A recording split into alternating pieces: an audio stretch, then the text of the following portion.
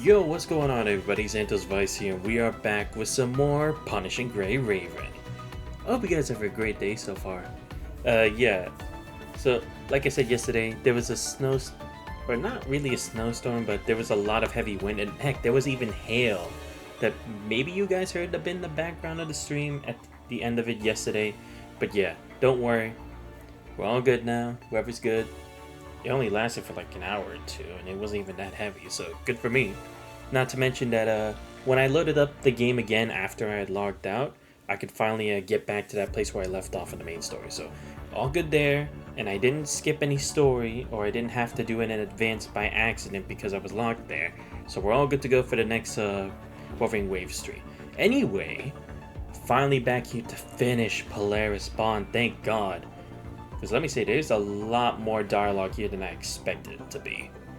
But yeah, where we last left off, we had finally seen Lady Chu finally be able to get back up, see more of the passes to the involvement of Lady Chu in regards to what she did with Sector 3, the Science Council, and the Gestalt program a bit. And we even are starting to see Villier's perspective into how he got into Section 3 and what they're doing on that afterward. Though it is kind of a bit mixed up because it's showing another perspective of not a veteran, but a current soldier active in duty.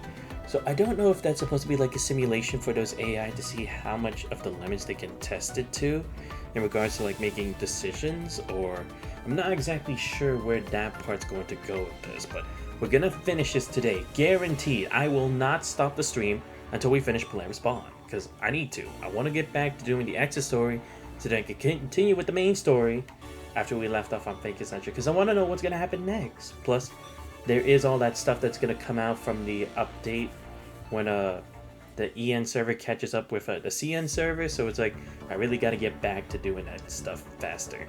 So that's what we're going to be doing today. And yes, I know the update for Honkai Star Rail isn't too far away now, for the stuff regarding the Herda and Midday.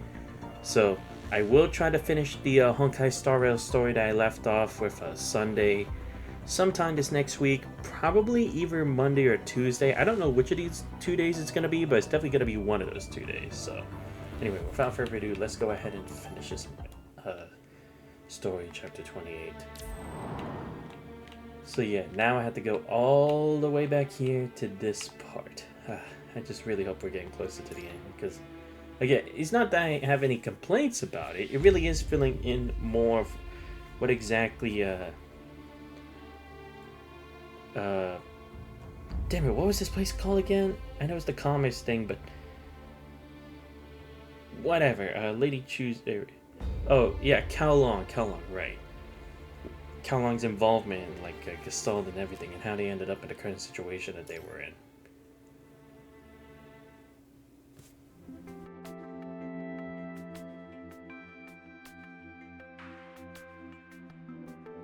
Welcome, Mr. Korolev, Ms. Schwartz, Miss Valentina, Mr. Landau. Large robots blocking the airlock door. A few colorful ribbons are hanging from its mechanical arms. I'm still floating in the air because of the simulated gravity on the space station. Alright. You're all making such a big fuss. It's not my first time here. It's been 877 days since the director last visited the space station. Miss Valentina, I believe it's been a while since you last visited as well. Anyway, let's move this big guy out of the way or we can't get the equipment in through the door later. Quick. Please wait. Mr. Korolev, please hand over the strong alcohol you are carrying. What? You really carried that bottle of liquor up here? This was a gift from Dr. Landau. I kept it safe for over a year. According to the International Space Station's current regulations, no liquor with an alcohol concentration of above 2% is allowed in any chamber in the space station. It's just a bottle of vodka! According to the regulations, vodka is also not allowed. Triggers are far more destructive than the alcohol itself. Facts. Mr. Korolev, why do you let it keep the alcohol for you? Can I have a little special treatment? No, Mr. Korolev. Alright, I'll bring you another bottle when I get back. It was just a joke. I mean, I was one of the people who drafted these regulations. Do you think I would break the law I helped create? Oh, sense of humor is improved.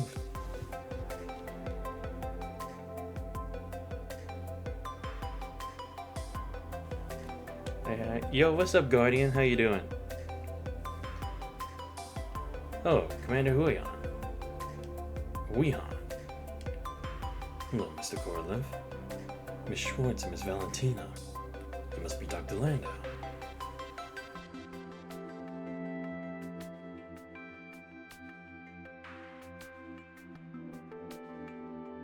Hi, Commander Huion. We brought the equipment with us. It's all back there. You can go ahead and assemble it to prepare for the EVA later. Shall we walk as we talk? Sure. Did the researchers give you any trouble? Not at all. They usually stay in the Arcadia experiment module or working on the node on Starlight. I barely ever see them. Korolev noticed a few soldiers walking down the corridor while they walked down the hall. One was just in the ARU uniform. His Wehan salute, followed by several soldiers from the Transatlantic Economic Community uniforms. Mr. Korolev, you decided for a meeting and to update the components in the module for Vanguard, right? Yes, we're also trying to integrate the orbital astronomical array system into, another project. Korolev stuff he remembers he should keep Project Estelle confidential, but I figured the commander probably already knows about it. Still, he avoided mentioning the name. Got it. So, that's why Dr. Landau is also here. The module for Vanguard is the control center of the astronomical array system. It is under the Council's jurisdiction. I'll hand the control over to you and Miss Schwartz shortly. Is there anything else you need my help with? That would be all, Commander Huion. I also need your help with Dawnlight. Just doing what I'm supposed to do. Don't worry about it. The meeting is about to start. Let my crew get ready. Alright, thank you. Mr. Korolev, I need you to attend the meeting a bit later. Ah, about that. I'll pass. Let Schwartz and Valentina go. Mr. Korolev? We can't attend such an important meeting in your place. This is something you must go through, you understand? Let your old man take another look at my children, yeah? You go and attend the meeting for me. You should know very well what attitude Section 2 in the Council should have. If you have any questions, just ask Commander Huion. You know him. Mr. Korolev, are you sure about this? Of course. I'm usually very serious, except for when I'm joking. But we're just a bunch of rocket and spaceship tinkerers. Sometimes we're more straightforward, but you're a soldier. So just do what you need to do. Got it. Well then, Miss Schwartz and Miss Valentina, please follow me. Go on, what are you being afraid of? You're my student. Miss Schwartz is Leibowitz's student. Who would dare bully you?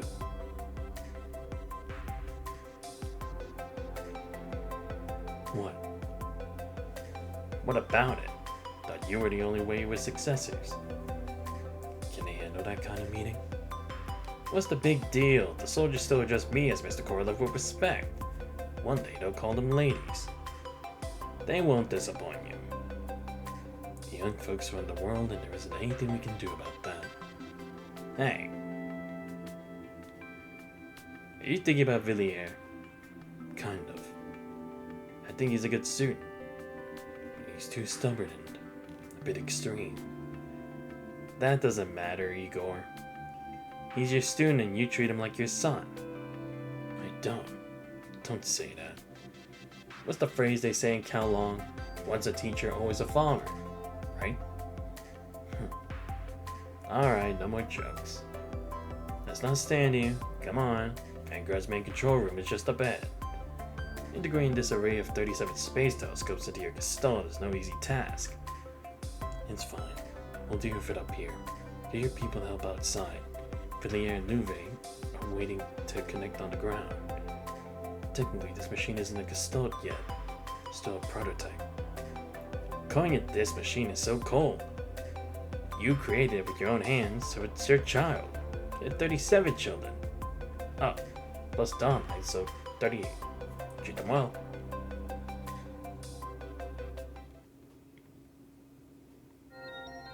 This meeting, called the International Space Station and Spaceport Starship Docking and Usage Regulation Negotiation. Why is this such a long name? Was originally scheduled to take place on the ground. However, due to conflicting opinions, the Science Council had to mediate even the meeting location. Wow, really? Damn. We really do not want any sense of favoritism. Well, then again, it is probably for the better. This meeting is intended to eliminate barriers and limitations between us for our future and for outer space. And well, what place is better than outer space, right? Dominic and the Science Council seem to have convinced everyone, so the meeting is held 460 kilometers above the ground at the International Space Station. However, the idea of boundary-free is just an idea for now.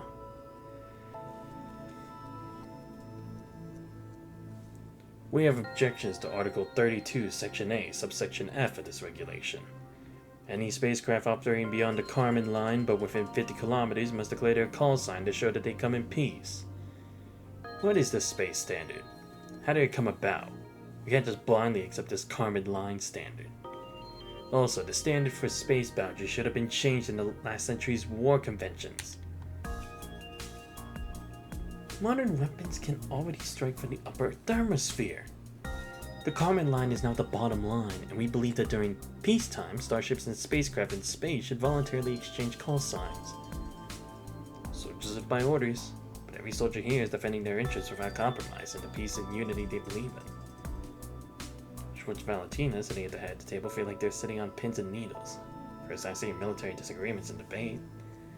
Almost every speaker is looking directly at Commander Wehan.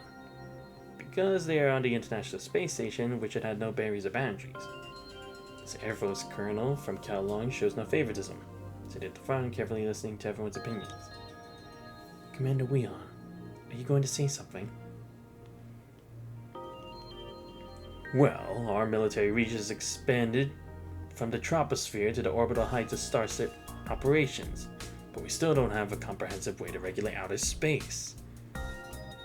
We won't achieve anything if we keep arguing like this. Don't forget that we came here for peace. That's right, and we have the power to prevent many unnecessary conflicts. Folks, don't expect a single meeting to bring about peace and cooperation. That's impossible. I understand that every one of you is holding on to unwavering beliefs, and you're sincerely hoping to contribute to this meeting of peace. So, with that in mind, I suggest we listen to the opinions of the Science Council.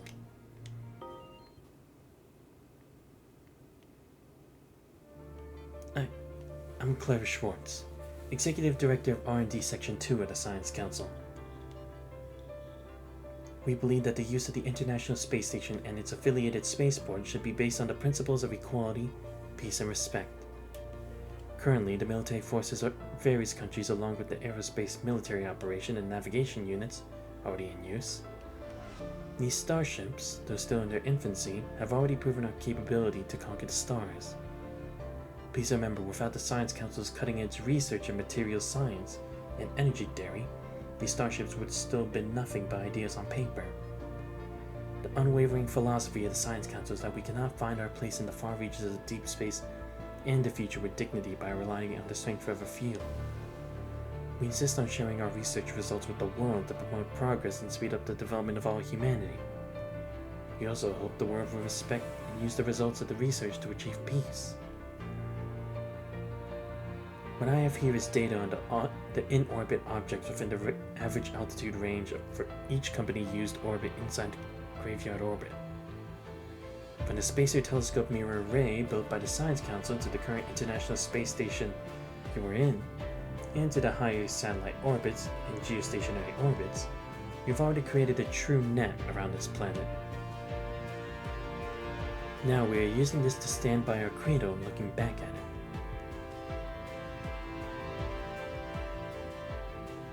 As space strategies, starships, spaceports, and orbital satellites are gradually deployed, their numbers will only increase. In the foreseeable future, our activities in the space between Earth and the Moon will become even busier. That being said, if we continue to doubt one another's intentions and refuse to take down barriers, conflict will be inevitable. I believe no one here wants to see the war that caused the Great Depression again, and if war does happen, it will reach deep space. It will easily drag humanity into a bottomless abyss. I believe you can all see this document without the projection. On the A4 paper are two astronauts in ancient spacesuits shaking hands in front of what appears to be a tiny door. You must have seen this photo in your textbooks. Ah, right.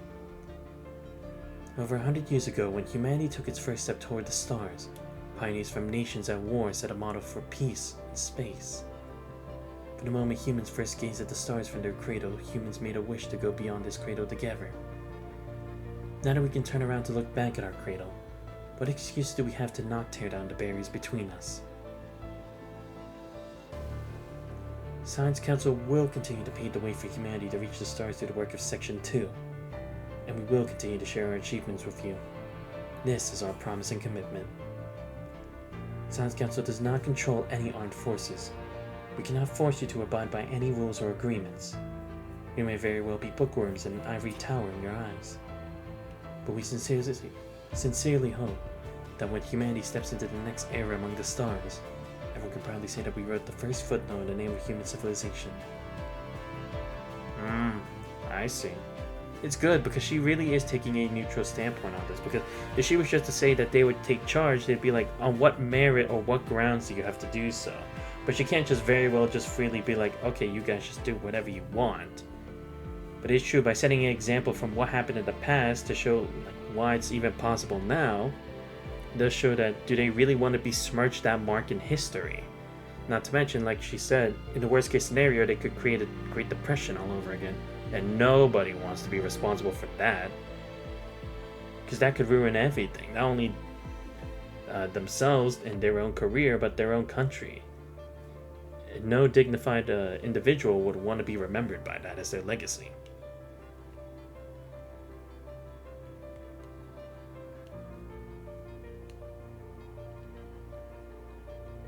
A tall, thin figure and a short, slightly plump figure are busy working by the sealed full-length mirror, like someone lonely. The tall man's tense fingers are flying all over his keyboard, weaving a symphony of formulas and codes. The short and slightly plump man is buried amidst a forest of dense wires and cables. Every now and then he would cut down a grove and plant a shrub. A father and his son, as much as they're a teacher and a student. And when humanity truly leaves the quietly anchored planet in the sun's warm harbor, they share the same name in history, because they now call those very truly venerable people of the past era pioneers. Okay, good. That one was not too long. I'll say it once again. This is just a story. I am Schulz Rosium. I wrote poems, novels, and sometimes write reviews. The stories I write are wild, diverse, and always extreme. I could be a soldier in a trench in a story, and a pioneer piloting a spaceship heading to the edge of the universe in the next. Who knows? Isn't that how stories should go? I've been to Calon.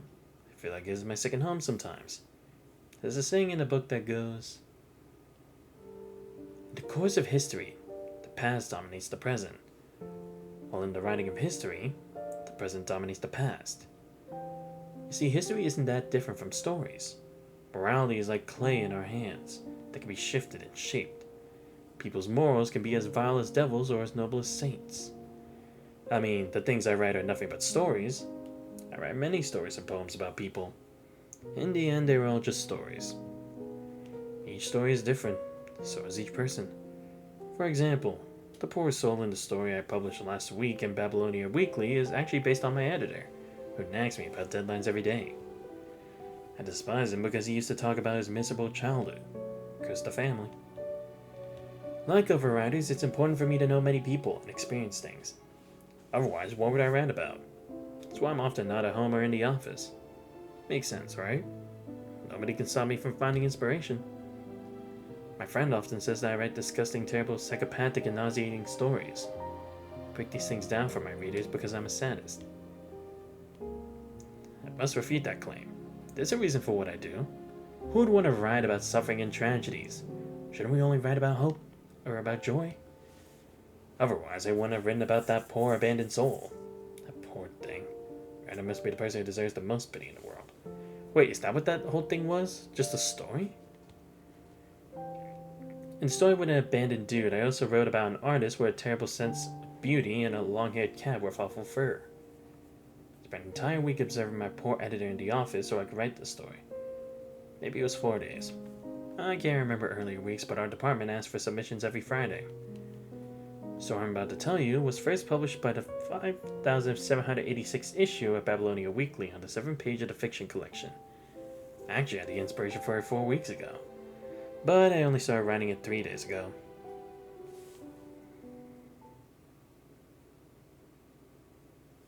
The Ordovician extinction that happened 445 million years ago wiped out 85% of living species on this planet. 360 million years ago, 82% was wiped out. 251 million years ago, that was 95%. 199 million years ago, 50. 66, it was 75%. 10,000 years ago, humans fought against this world with stones and snakes and survived. However, since the birth of human civilization, 83% of animal species have become extinct.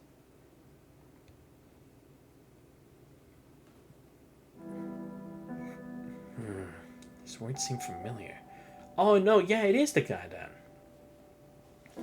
Because Schultz was that was the character that was talking about, right? Like, he had received commands, but then he had been unconscious for a so-called previous amount of, or specific amount of time, but then it was like, but that squad didn't exist, and then he was like, what's going on? Like, maybe with like a problem with the sense of identity? These words seem familiar. Hey, Schultz. Chubby middle-aged man hands a thick stack of manuscripts to Schultz.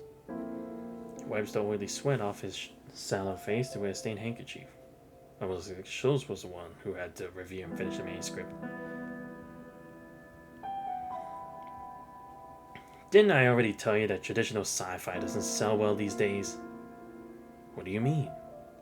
Nobody cares about sci-fi these days. That's where reasonable imagination is needed. How do you know that what we see is always the truth? You ask me that theories and phenomena we have today only happen to be explainable by human reason and language. The universe is under no obligation to make sense to us. I know that's what it means, but look. Look at the data. Subscribers these days want thrills and exciting stories, and they only read for fun. How are you supposed to get more readers if you don't write something eye-catching? If you ask me, you should change the entire structure of the star to infinitely replicable synthetic humans or something like that. How would that work? You don't trust me? He isn't speaking in a forceful tone at all. He even sounds like he's pleading. So Schultz has no choice. Schultz doesn't trust this pot-bellied man at all, but he has no choice. Given has already successfully brought about many popular columns. Schultz knows exactly what happened to those critically acclaimed but unpopular stories. Hey, Kevin. I said it before. At the end of the day, we're in the service industry. There's no need to always show readers people's miserable lives, the tragedies and sufferings that feel like a lump of mud. Everyone's lives is already bad enough. Why not give them hope? We shouldn't always tell readers negative things just because our lives are terrible. No, our department lives off this stuff, and you know it. People love reading things like that. Anyways, rewrite it, Schultz, for my sake. Or, I think you should start over. What? Look, you got so many corrections. Why not give it another try? Alright, I'll try. What choice do we have? Kevin is his boss. Okay. Sorry for the trouble. Hmm. I get it because it's like even if he wants to create like these kind of like mystery and fanciful stuff, he wants it to like have connect. He wants there to be a sense of realism because again for like that hope and joy there has to be a realistic path towards it. It can't just always be like the imaginary fictional kind of like power of friendship or just by coincidence and that kind of stuff. He wants to write a story, but he wants it to be a meaningful story. And again, whether it has the good or the bad, at least it can be relatable to people. And then maybe it can like resonate with others to send a message. Not necessarily a specific one that he's trying to convey, but at least something to have in the back of their minds.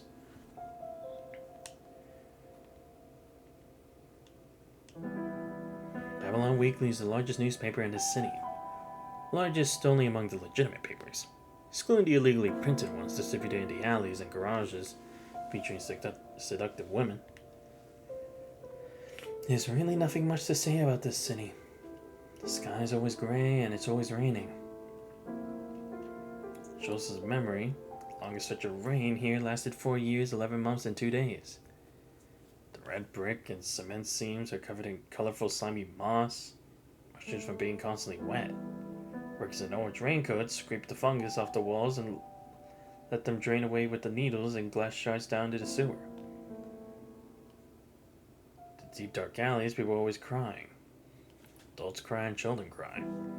The unemployed, the homeless, workers who don't want to go home often line up bottles and then kick them over. It's their only legal pastime aside from beating up their wives and oh wow. Schultz hates thinking about these things because he's seen too much. Because he was once one of them, doesn't want to write about these things either. Ah, I see. Because then he'd just be lamenting in his past. Right.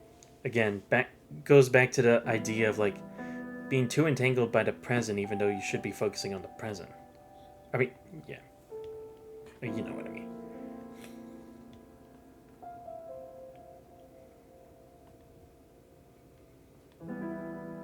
Were you going to quit smoking? Schwartz is in charge of the urban section. For this joke-loving woman was his editor. It was inevitable because Kevin was just too talented and Schwartz tactfully left the fiction section and gave the position to Kevin. Your shirt needs mending. I fell yesterday. But weren't you going to quit smoking? Quitting for 3 days still counts as quitting. You'll get lung cancer. Right back at you.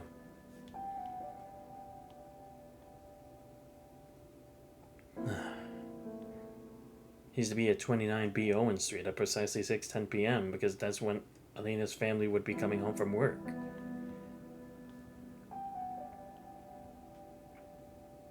I'm leaving. Isn't it still a while before we get off work? I have something to do today. You should tell Kevin. Already did. Already told him. Got something to do. Something.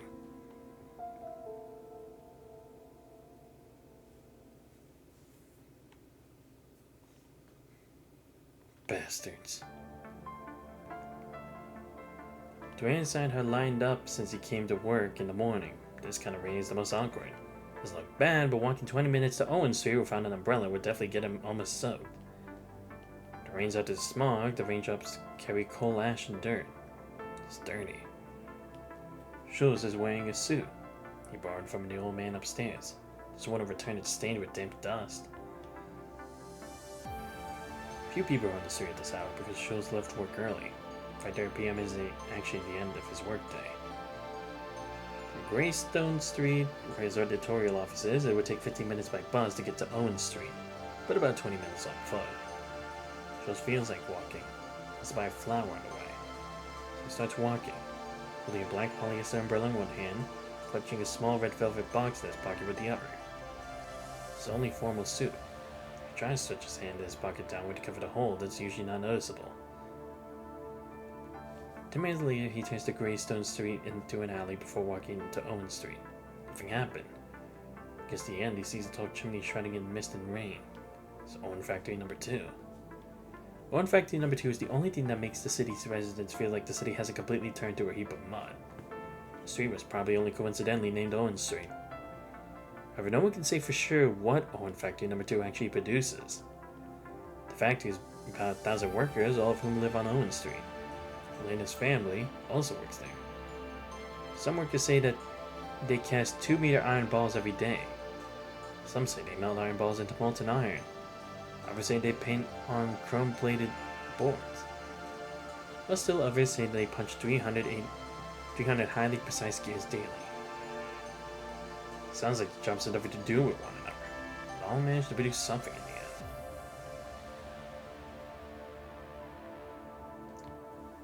A skinny little girl standing by a wall covered in pale yellow moss calls out in a faint voice. How much?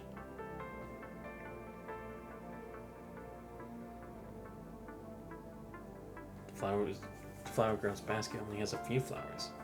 And water drips from their petals, making the withering flowers look more enticing. Flowers now seem like they're covered in dew. I'll take a rose.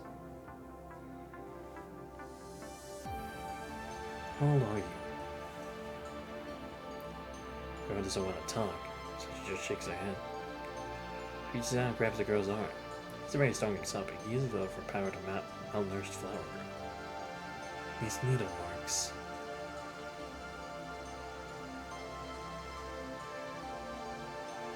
What do you want?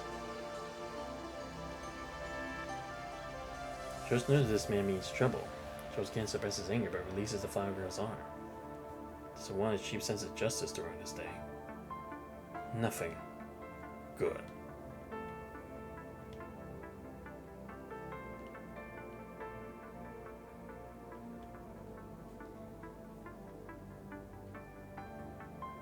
Fear was up in the flower girl's eyes.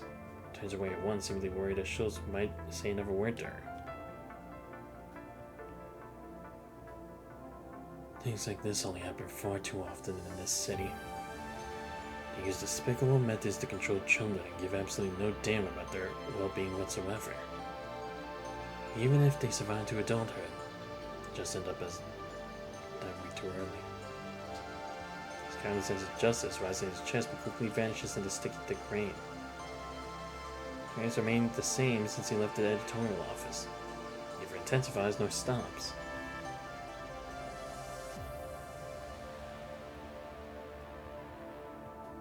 It's 10 after 6.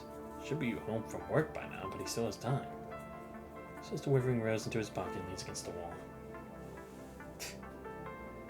Feels like someone's watching him.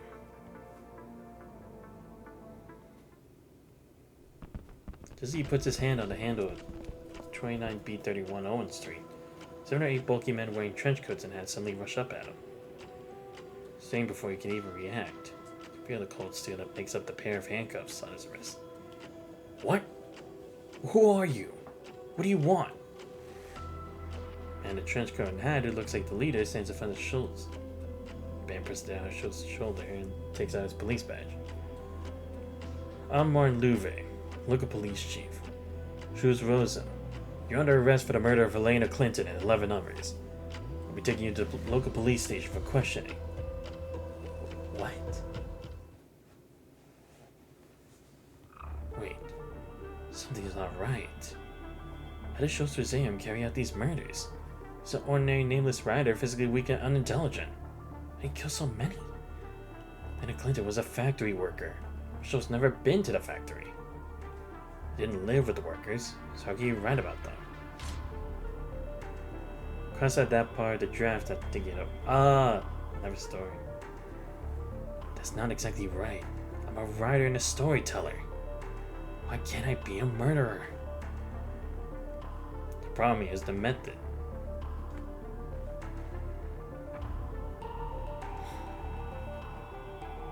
Hey, Elena. What's up?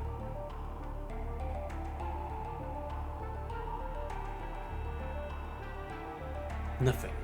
Just wanted to call your name. When do you get off work? 6 o'clock. Hey, you. Oh, hello, Mr. Clinton. Better not get any ideas about my daughter. People like you shouldn't be in a factory like this. Get lost.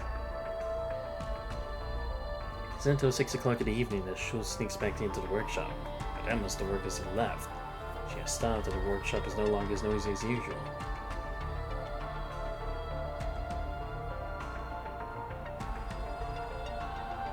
A lovely girl. The sun on her open face can hide the joy and happiness radiating from within. So beautiful that even her cold-stained work clothes look good on her. She waves at me, signaling me to come closer, but she quickly realizes she isn't dressed for a date. She grabs a towel from the shelf. Seriously, I'm confused. What is the point of this kind of stuff?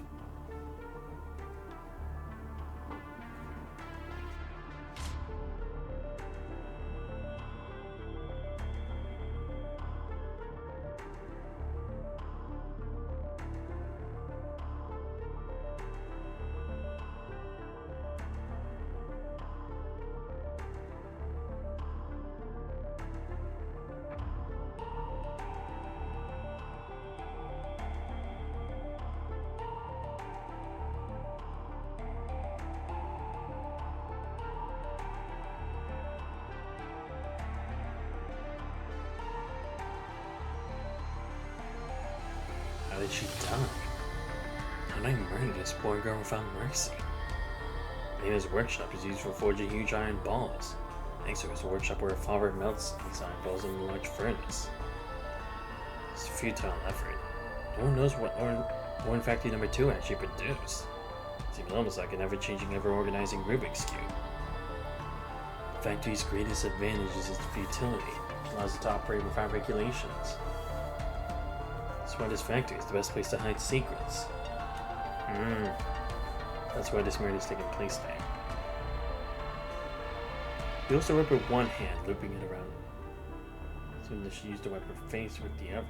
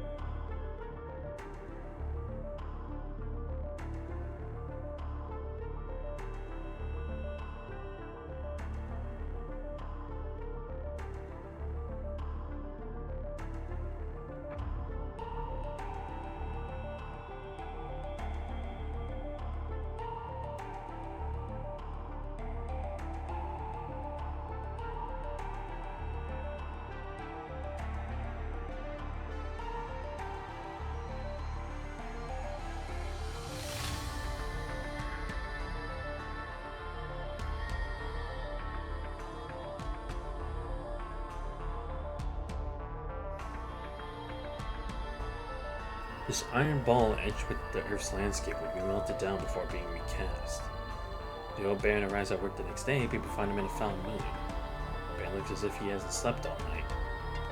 He refuses to say why when asked, so he continues his work, transporting the iron balls into a giant furnace and melting them down. So the new work is to replace Elena to recast the molten iron into new Earths.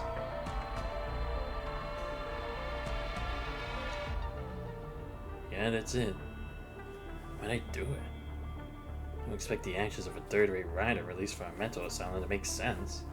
Already contributing to society by not wandering the streets aimlessly. But did I really, truly love her? Yes, I loved her. She was the one I should have married. I've had children, lived a poor but stable life in this city. We've thought it all through. If we didn't have children, we would adopt one from the orphanage. Orphans are one of the few things this city has too many of. At a certain age, we'll be stripped of our right to work because the city never runs out of labor. Each person is like a machine born tirelessly working the giant gear without a soul. After that, I'll be stuck at home every day writing novels about the city's pain, sorrows, and scars that nobody reads.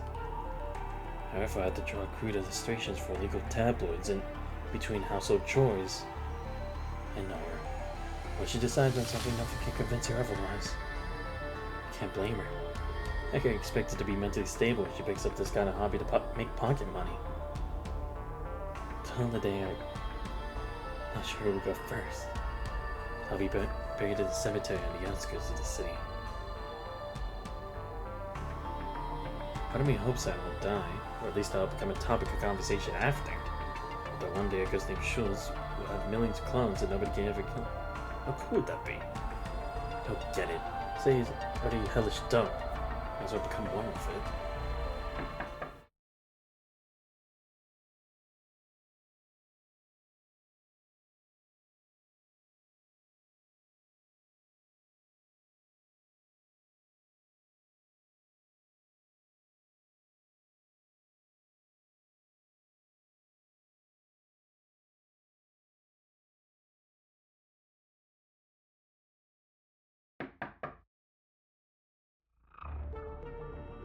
Schultz, you're rambling again.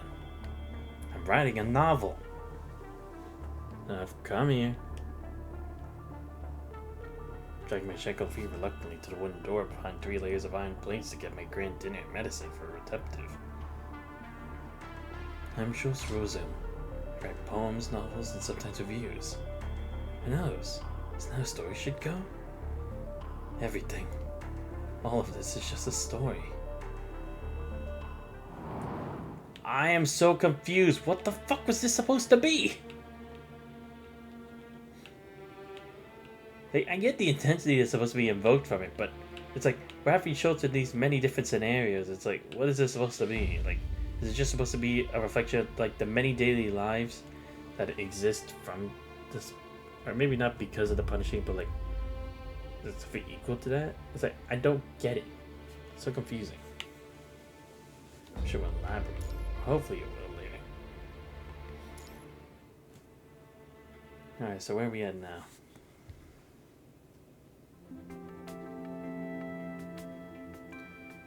The A31 launch platform's tarmac is packed with people.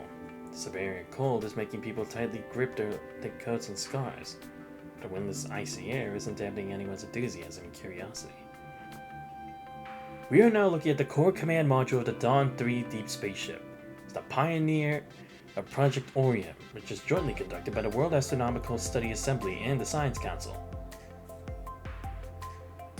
This core command module is carried by the core carrier rocket, powered by the Ratlin 15 cold reactor, and propelled within the atmosphere by the inertial confinement ignition device. The core carrier rocket is the most advanced ground-to-space transport solution currently available. After reaching the International Space Station Awax's orbital port, the core module will complete its final assembly with the Dawn 3 ship currently in synchronous orbit. And today, the A31 launch platform, the pointed stars, will also retire. This most advanced launch platform in the world was funded by the Kalong Chamber of Commerce. Over the decades, it has carried out 16 Project Orion missions. Only one of them failed.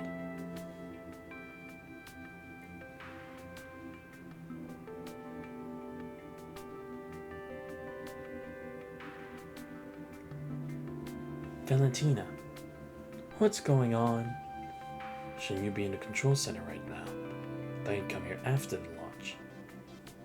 I've done what I needed to. I'll leave the rest to my students. Wouldn't it be better for you to be there at such an important moment? I'm not that type of person. I wonder why they always had to like keep Valentina's face hidden. Maybe because she'll be involved later or something.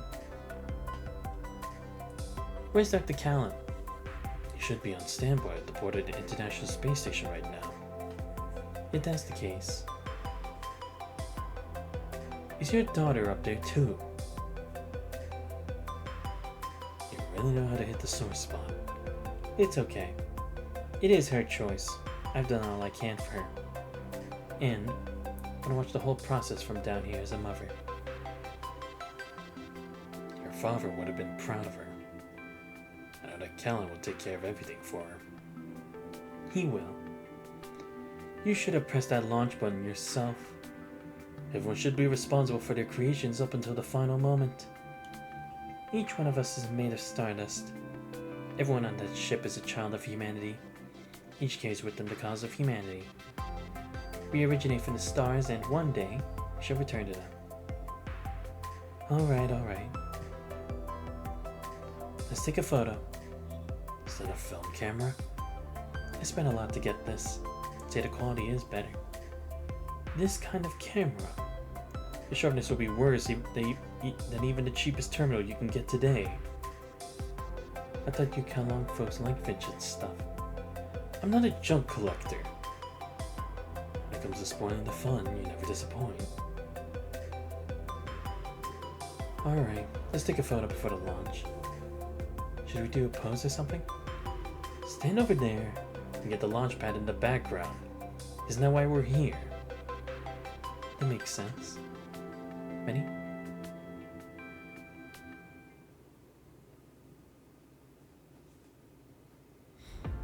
"20 minutes until launch." 初行3指令キャビンのテストデータ正常。キャビン内全員のバイタル正常。司令長も異常なし。ツヨルコフスキー発射センター異常なし。これより通信を東方任務制御センターに転送。こちら東方任務制御センター。これより通信を本飛行任務の主任バズリストに転送。任務実行制御。こちらバズリスト。任務実行制御了解。各ユニット報告を。点火装置推進制御正常。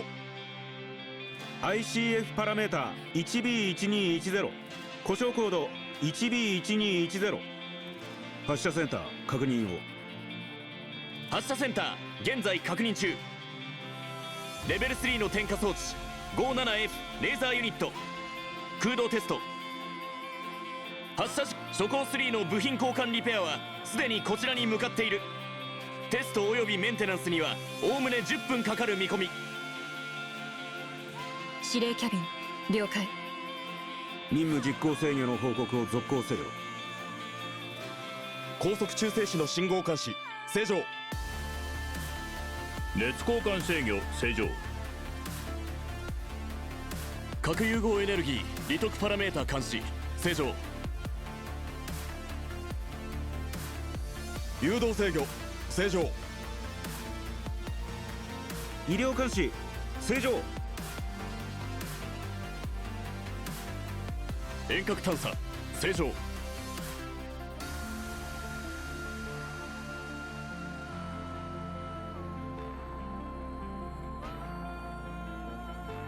こちらバズリスト。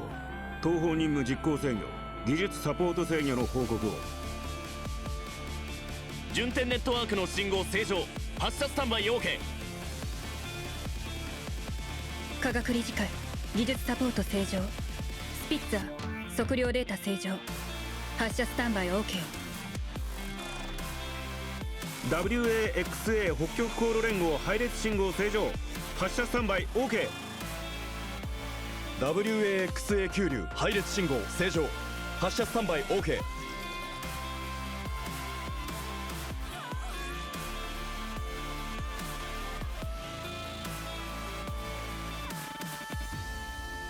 バズリスト。東方任務実行制御からアルファへ起動サポート制御の報告を。アルファ司令長こと配管から東方任務制御センターへ。ツヨルコフスキー発射センターのデータを受信。発射スタンバイ OK。 初行3全艦準備完了。宇宙ステーション準備完了。こちらアルファ温かいベッドと食事を用意しておきます。無事のご帰還を。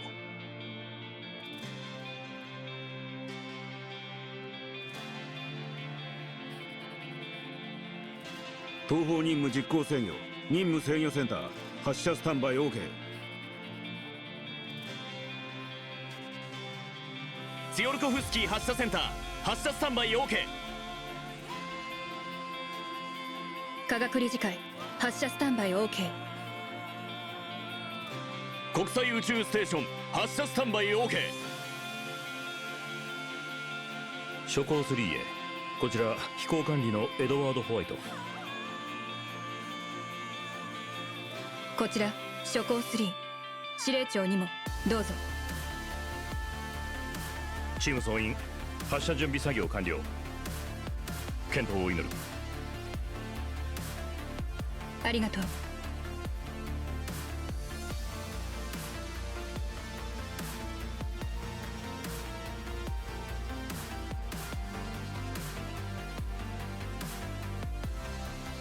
Now, less than a minute until the Dawn 3 command module lifts off.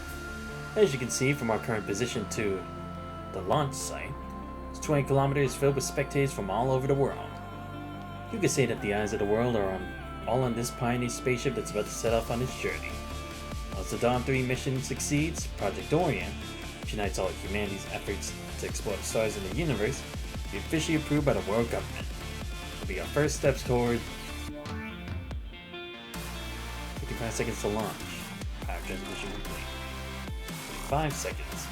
Full stage ignition device pressure vessel pressurization complete. 30 seconds. Dawn 3 command module parameters at normal. 20. Plasma restrictor removed. 15. Aerospace navigation initiating. 10. ICF ignition sequence initiating. Do you see this, Korolev? Schwartz and Valentina did not disappoint you. This is our first step out of the cradle. In a conical nozzle, plasma that's a mix of orange, purple, and blue spray out. Colors draw a trail of human rationality and signs across the diamond-clear, cold, and stiff sky. The first time humans peeked out of the caves to gaze at the starlit sky until a new horizon left the Kuiper Belt. Humanity's dream has not changed.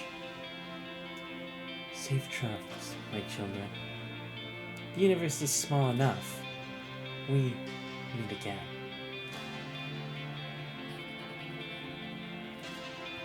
Dawn 3 will complete its final assembly at the International Space Station 28 hours later.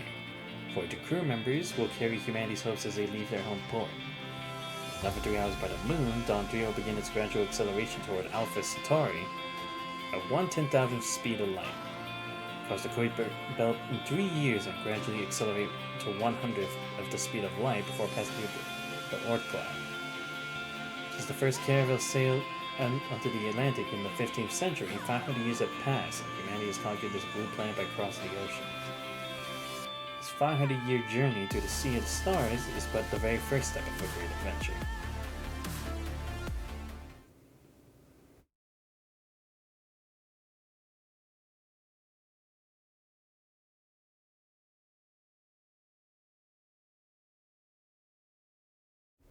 Time record unauthorized. Well, your view nightlights are left on the once brightly lit hall. Those the tall data stacks with constantly flashing indicator lights now look more like people's imagination.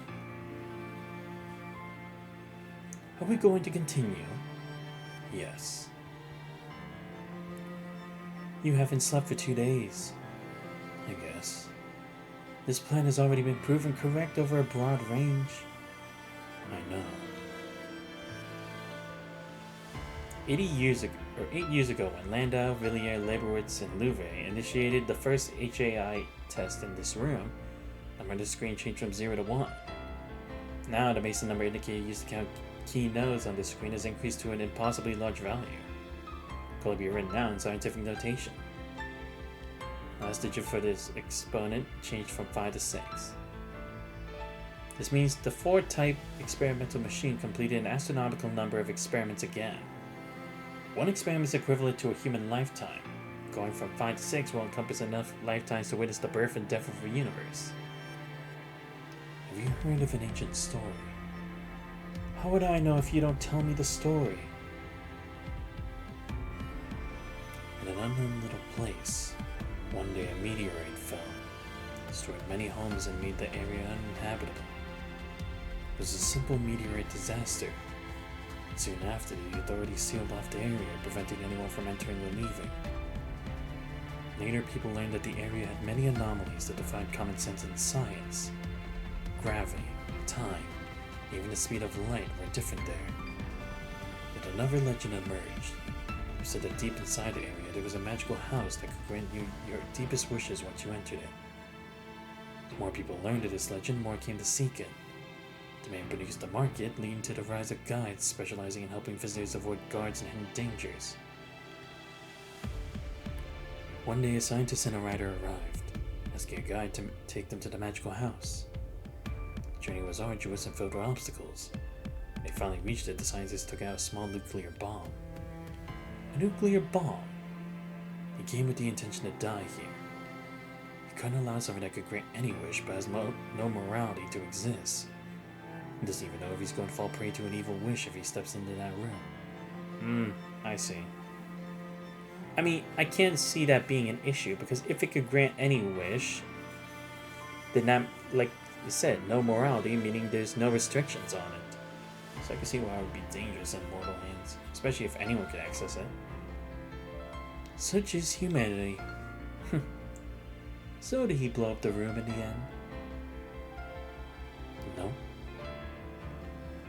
You ever thought about what would happen if there really was a room that could grant any wish hidden in the depths of someone's heart? A wish-granting machine. Something like that is scientifically impossible. You're denying it, so you must know what it implies. If something like that existed, then science, empirical natural science, would cease to exist. Exactly. But there's no such thing as a room that can grant anyone's wishes. Of course. So the scientists in the story should never have believed in it from the start.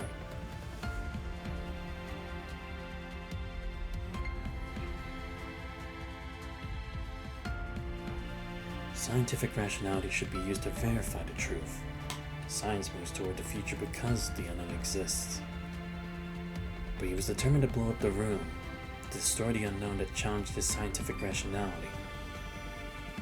How is that any different from the ignorant and backward religious inquisition that burned Bruno?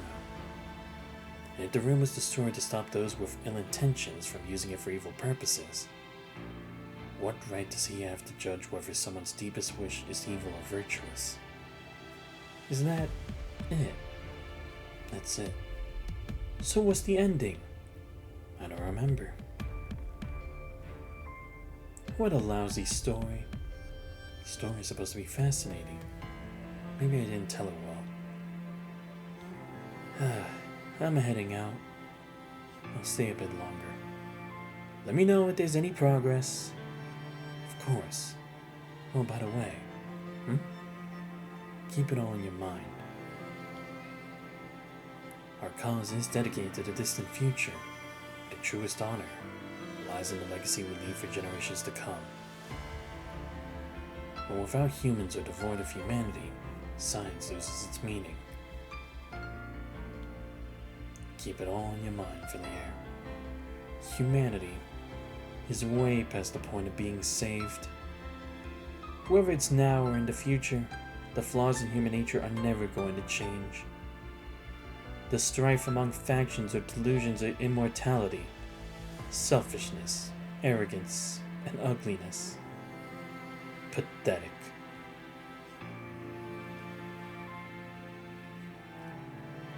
Of these 8 years, Villian never quite refers to Lando as his teacher, and Lando never views him as his true student. They're really stepping stones on humanity's path to the stars. Or a student or a teacher, it's all the same for the future. It's fine.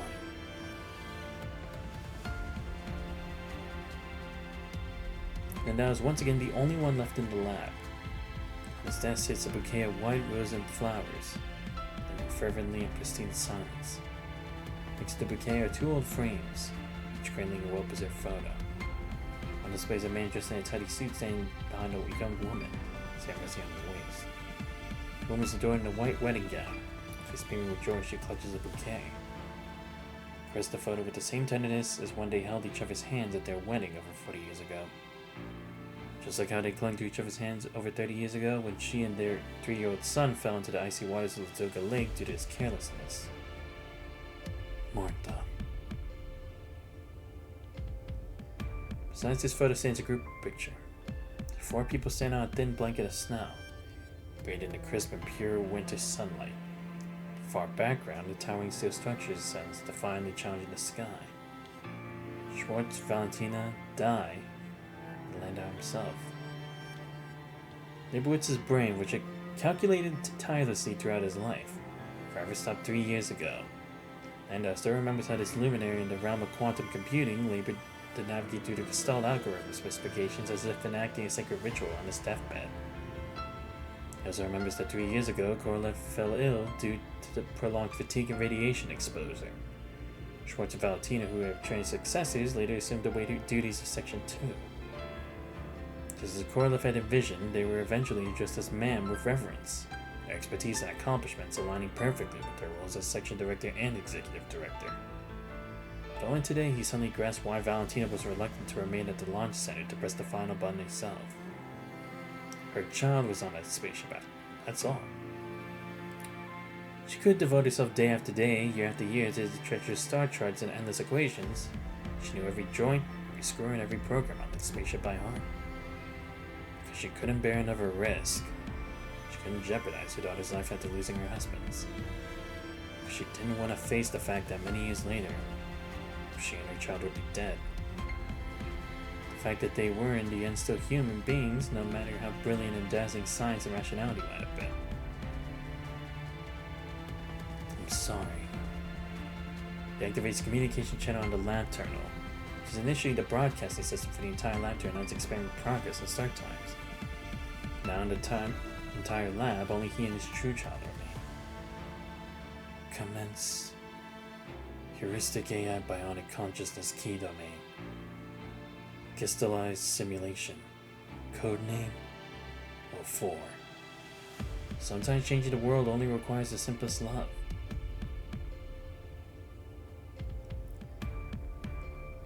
Three days later, the Science Council's Security Clearance Office discovered the audio recording and video footage of Landau's estate, or in it, which had been gathered by Villiers.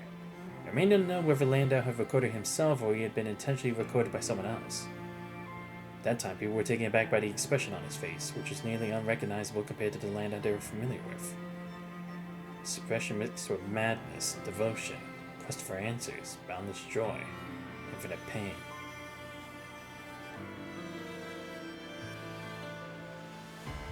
When we come to understand that the truth we have sought all our lives is now before us, each of us should feel this way.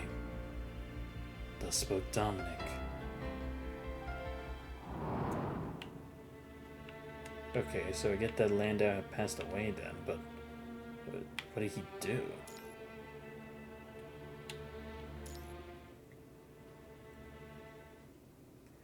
Edge of the Andromeda Galaxy.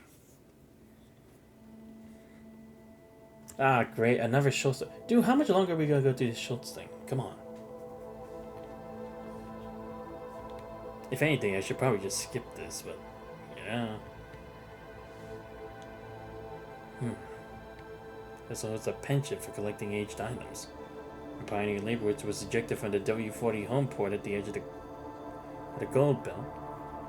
Or the Gould Belt. He was meant to bring along the pocket watch his grandfather left him. For some reason, he didn't get to see his grandfather in that ring world. Sir, the Scientific Joint Council has completed the inquiry. The recording has been sent to you. All information inside Pioneer Laboratories converges in the colossal supercomputer at the ship's forefront, which is 3 kilometers on each side. This cold machine emits a cascade of lights as data flows in and streams out from it. Alright.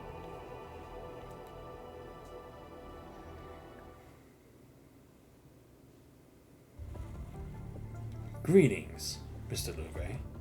I'm Mosey. I'll be asking some necessary questions on behalf of the Joint Council. Oh, okay, never mind. Raspy voice. Go ahead. My predecessor seemed to have an unpleasant conversation with you. But despite being a soldier myself, I believe science deserves respect. Well said. By respecting science, what good does that do? I'm sorry for the passing of Mr. Kornoff. However, based on protocol, I must ask some necessary questions. What was your relationship with Gustav Kornoff? I used to work under Mr. Kornoff, then took over as the director of the Advanced Dimension Observatory after he passed away. Yes, based on the records, you assumed his role promptly following Mr. Kornoff's death last week. The observatory needs someone to take charge. The Scientific Joint Council is aware of that. Of course. Why did you resign for the director position at the Advanced Dimension Observatory 2 days ago? I had the freedom to do so. And on that day, you immediately requested authorization to use firearms from Captain Zoll. Is there any problem? May I inquire as to why you apply for the use of firearms? Doesn't everyone on Pioneer Laboratories have that right? That statement is inaccurate. Pioneer Laboratories is an immigration research vessel. Typically, as you are aware, scientists are not permitted to apply for firearm use. Furthermore, Mr. Coronat, may rest in peace, used such a tool to take his life. I'm sorry. I beg your pardon. I have the right to choose to end mine. But we cannot afford to lose another brilliant scientist. It's crucial that you understand this. If you are experiencing any psychological challenges, you can seek assistance from the ship's psychologist, or if needed, offer stasis hibernation to alleviate your condition. You should be aware that even if you choose to, it's not the end. The Scientific Joint Council's respect for Mr. Coronat will be shown. No. It's pointless. It's pointless. We can't just sit back and watch everything head toward destruction. I can't accept it. Destruction? Could you tell me what you mean by that? You never read the reports we submitted.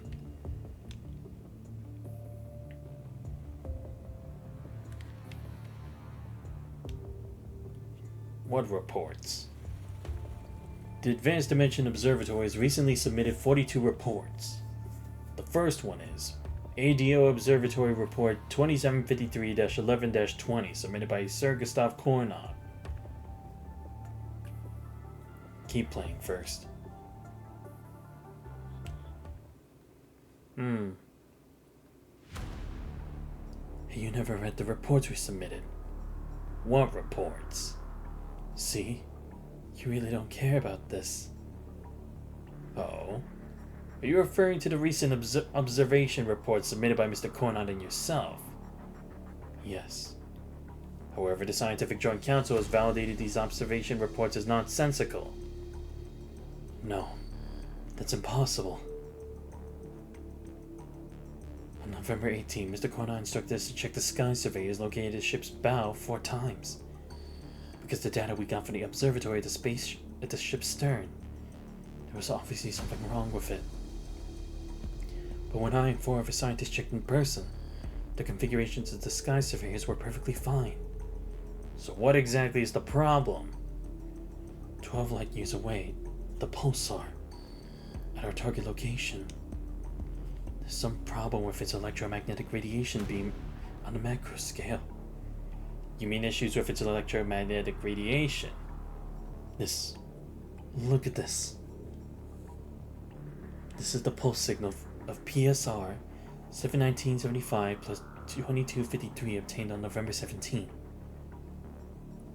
On the chart delineated by numerous small squares with green lines, a slender red line continuously jumped, at times resembling a raging storm. Times as quiet as death, and occasionally shifting like a graceful dancer, alternating between a minute and a quick tango. A minuet. Are you referring to this report? The synchrotron radiation coming from the neutron star shouldn't be this erratic.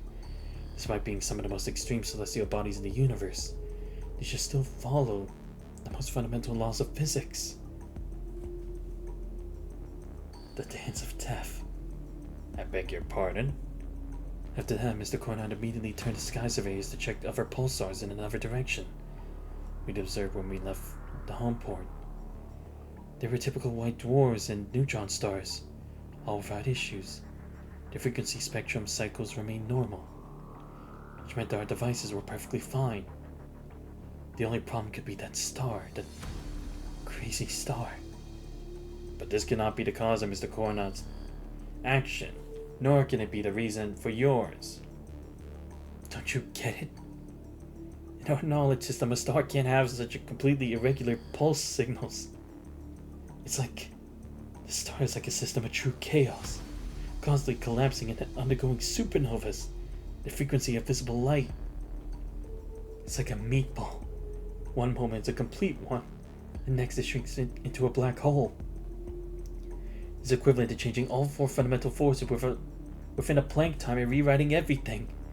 Even the speed of light is constantly stretched and contracted like a rubber band.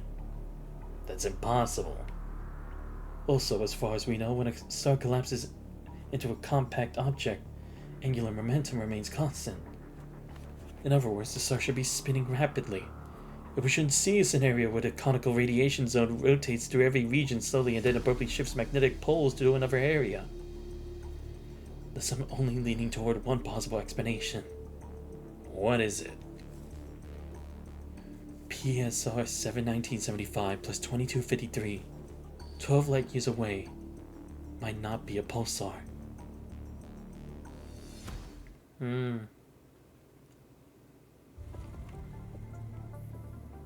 What exactly is going on with that star?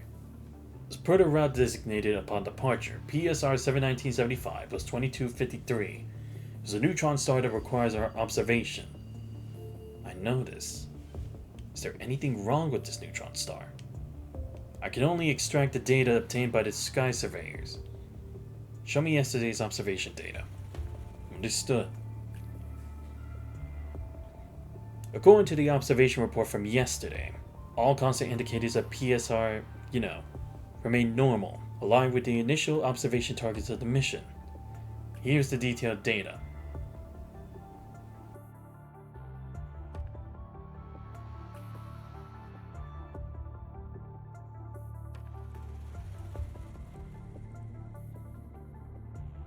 Nothing's wrong with the data?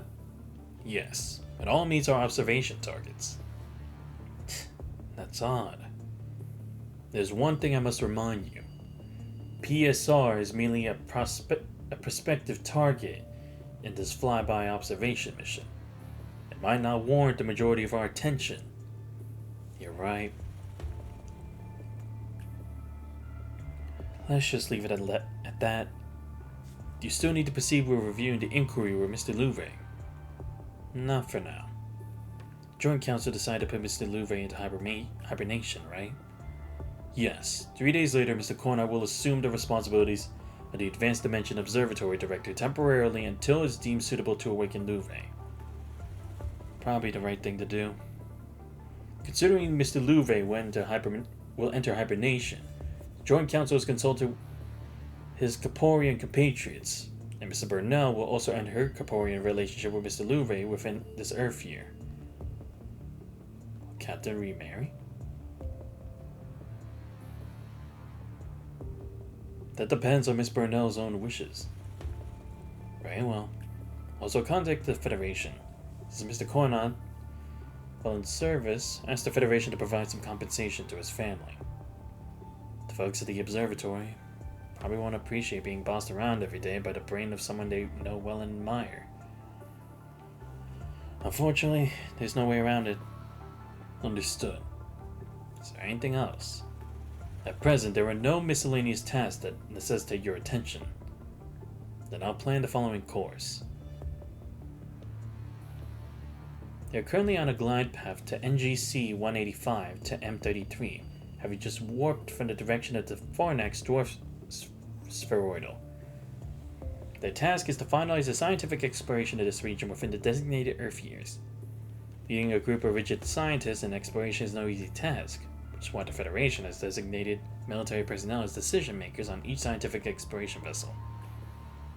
How soon can we be ready for the next warp?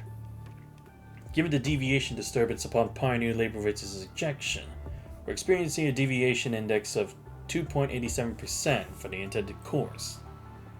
Therefore, to uphold the space-time continuity of the entire vessel, the warp engine requires a minimum of 5.7 Earth days for cooling down. The trajectory accuracy still isn't there. This deviation is within acceptable limits. The next warp destination will be close to PSR. I'll set the coordinates myself. May I interpret this as you proceeding with the research mission of PSR? Yes. There is no imperative need to allocate excessive time to this pulsar. It's one of the predetermined targets anyway. Proceed. Understood. By the way, bring Louvre out of hibernation in 5 days. I'd love to see his expression then. Copy that. Besides that, do you wish to enter hibernation during these 5 days? All the necessary tasks are done. During the cooldown period of the warp engine, there's truly nothing left for him to attend to as the captain. I'll go take a nap. Understood. I'll prepare for you.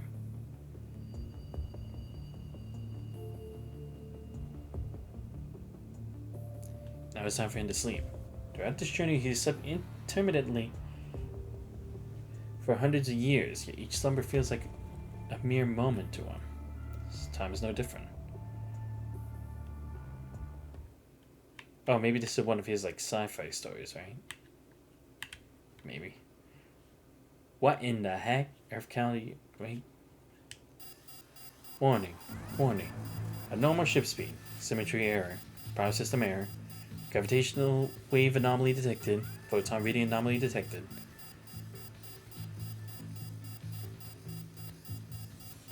What's happening? The life support center that should have been brightly lit is now shrouded in darkness, where only the flashing alarm lights illuminating his figure. Can't.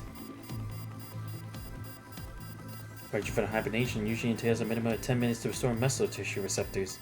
However, drawing on his military experience, Schultz summons his strength and vaults out of the hibernation pod, landing firmly on the ground. Expecting to step on glass shards, he instead senses a slick liquid beneath his feet. He tries to examine the ground, but his attempt is futile. Under the flashing light, the entire life support center, including Schultz in his shirt, is developed a blood-red hue.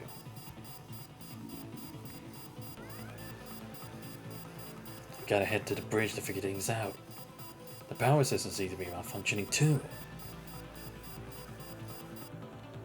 All his experience as a soldier proves invaluable in this moment. An average person just emerging from hibernation would never have the strength to turn this nearly 1 meter diameter iron valve.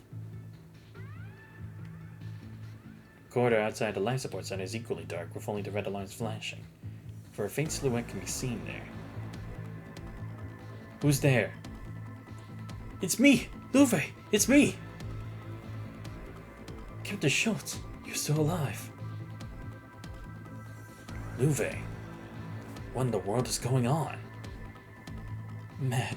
This is madness. Everything's gone mad. What do you mean? People. Those people. And this ship. Everything's gone mad. Everything. Calm down, Luve. Where is everyone? How did they go mad? Damn it. The situation at Pioneer Laboratories has indeed lost power and can't activate Kant. Schultz must make his way to the bridge. That's where he, as the captain, needs to be. Directly beneath the bridge, like Kant's computer core in the engine room. To get entry, he must retrieve the key card for the bridge. Luve, can you still move? Good. To get to your feet, we're heading to the bridge now. No matter what has happened to this ship, I need to be there. It says can't be activated now. We have to go below the bridge to check on the status. Stick with me. Visibility's too low here.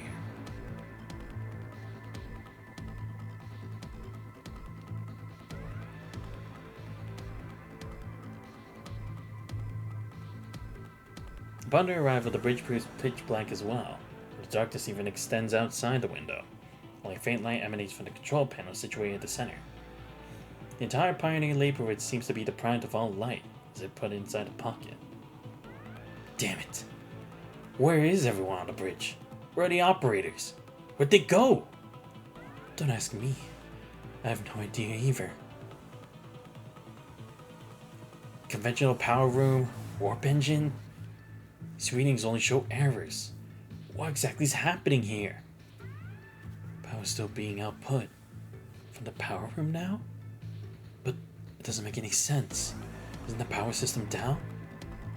Where is it sending power? It's totally dark everywhere. But this data...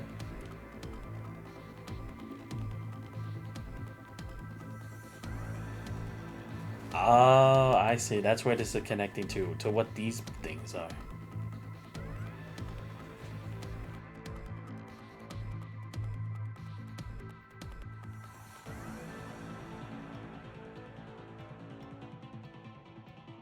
What is that thing?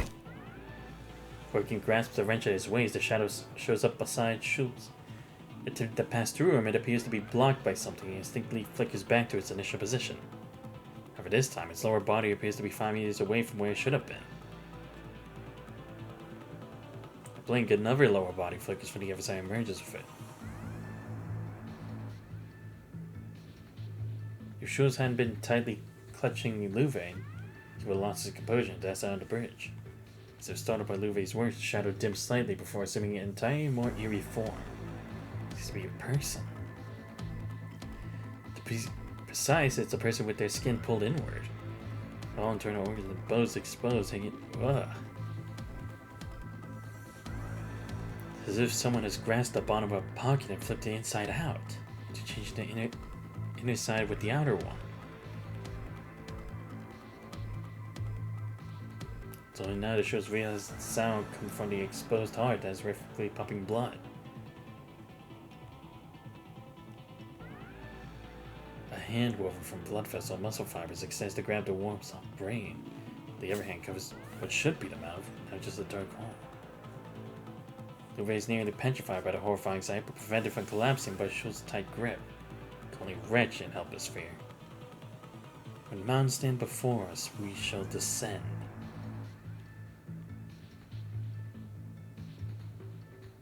When vast seas unfold before us, we shall conquer. Not for the sake of gain. We take action because of the mountains and the seas are there. So it compels him to maintain composure, discreetly extracting the keycard from the control panel and sewing it in his pocket.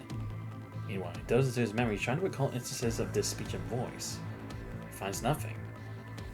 Now, only the universe stretches before us. It's time to carve our path among the stars with swords and plows. We shall pledge all to protect the Earth Foundation, to safeguard human rights. Let our galaxy become a beacon of light in the universe. Let humanity reach that point at infinity, even if there is only one.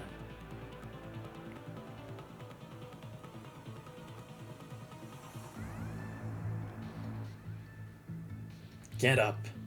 There's no one on the bridge. We need to head to the engine room below.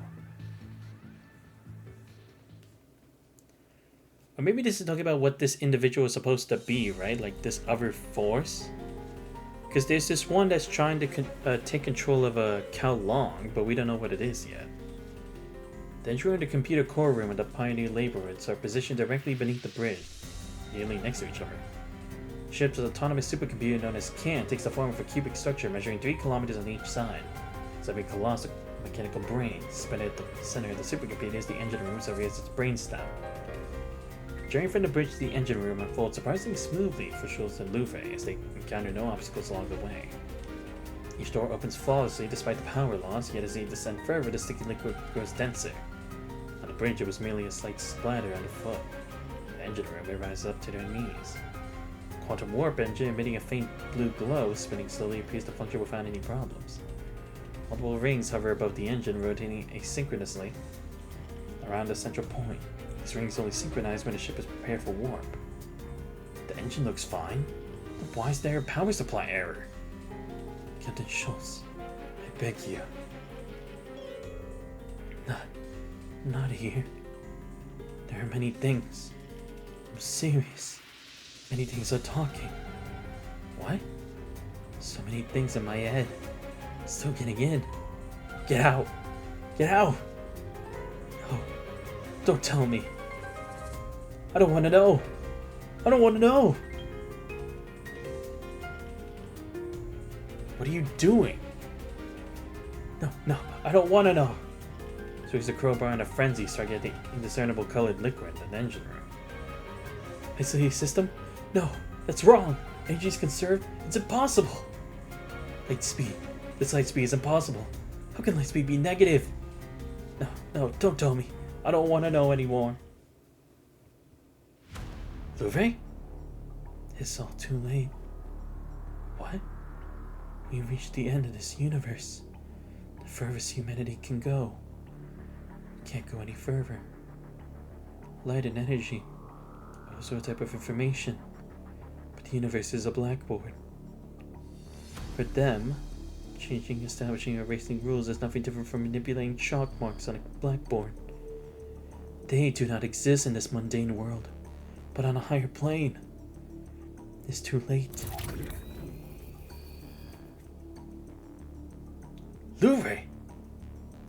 Bite into ice in a desert begins to bleed. That dissolves for.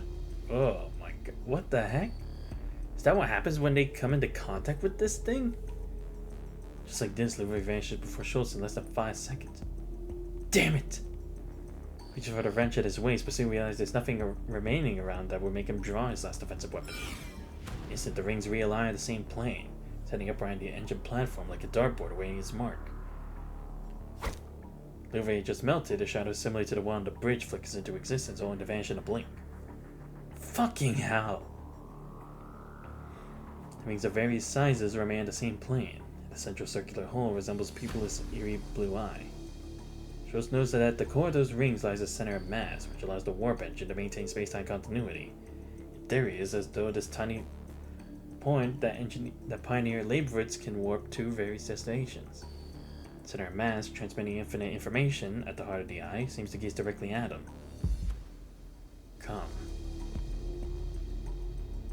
A voice akin to an oracle emanates from within the warp engine, right from that tiny point.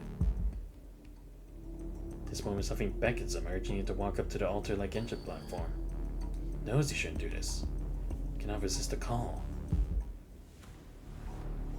Now he finds himself standing directly before the plane formed by the quantum rings. Before him rests the minuscule center of mass invisible to the naked eye. His mind is captivated by the oracle, standing forward to the hand of God. No! However, the realization dawns on him too late. It's not to bring a passage through the rings, one spreading through his body. Can't? He plunges into the rings.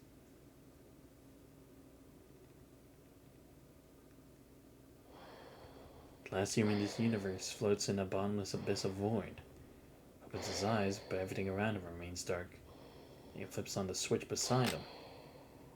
Formalized a massive black hole with stars swirling around him. Notices that the star no longer shines brightly, and the insertion disk of the incomprehensibly large black hole is expanded, now encompassing several additional disks. Surveys every galaxy in the sea of stars. Once fiery red giants have dimmed, leaving behind almost only white dwarfs and neutron stars. PSR 71975 plus 2253. Searches for that particular star. Not because he has to, but because he can, even though he doesn't know why he believes that he can locate it among the billion of stars. But only finds one conclusion. Is this black hole that pulsar? Yes. Who are you? I'm one of them. I'm responsible for observing this universe bubble. This universe is nearing its cooling phase. But I've only been here for a minute. Do you measure time in minutes? Since that ship arrived here, 137 time crystals have passed.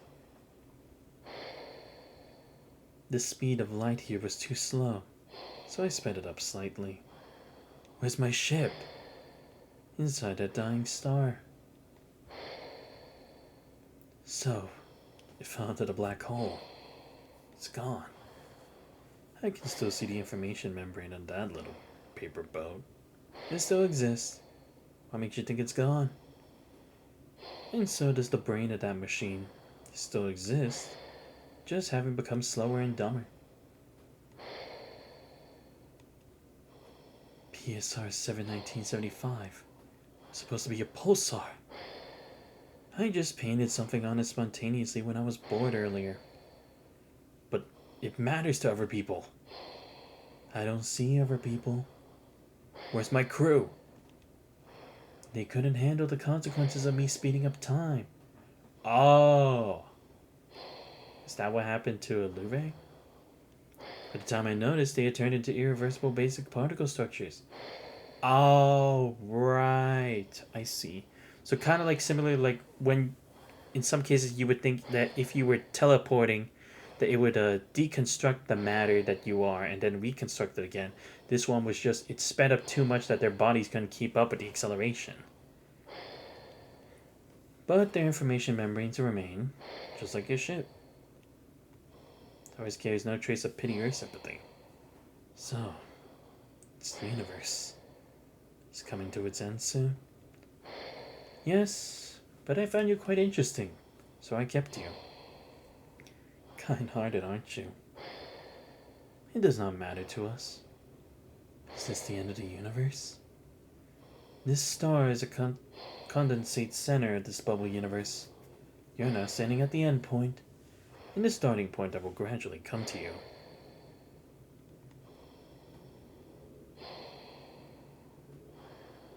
Vague human figure floats before. Wait, is that Nanami? Wait, what? I'm so confused. What's going on here? A person. There's a person. Wait, actually, yeah, now that I think about it, that was also another weird thing. Like, when Lady Chu was trying to, fix stuff, Nanami had showed up there. It's like, what? Again, it might just be stuff that I haven't got to yet, but at the same time, it's like, damn, now I'm even more confused. Someone's there. Do you mean her? She's the end of entropy. She's special. Hey, you there. The universe holds no obligation to let his voice travel. Yeah, because I was going to say, isn't it a vacuum so no sound can actually travel? It ultimately succumbs to the black hole, aglow with the blue light of death. It's pointless. She's the last answer in this universe bubble. I don't know what a question is. The end of entropy. Can she reverse all of this? No. The destruction of this universe bubble is imminent. Right within this time crystal. Perhaps, in the next universe bubble, she will still be there. Am I the last surviving human? Yes. As I said, I just found you quite interesting. But you keep asking questions, I might become annoyed.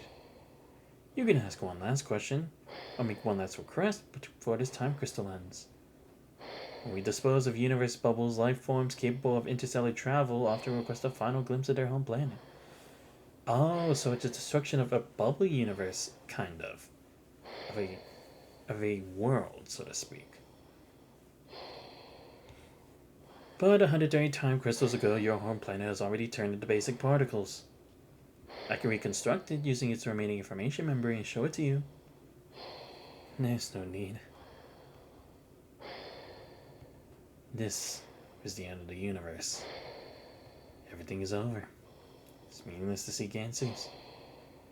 Every piece of information in this universe resonates within the voracious beast that engulfs all until it devours itself. Consumption persists until spirit and memory, matter and energy are all obliterated, bringing an end to time and space. This universe bubble is about to end. You can ask one last question. No more information. No more questions.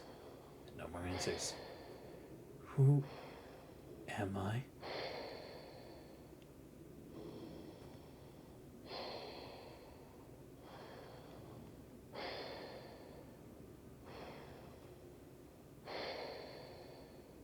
He lies at the bottom of the abyss where there is no time, no space, no meaning.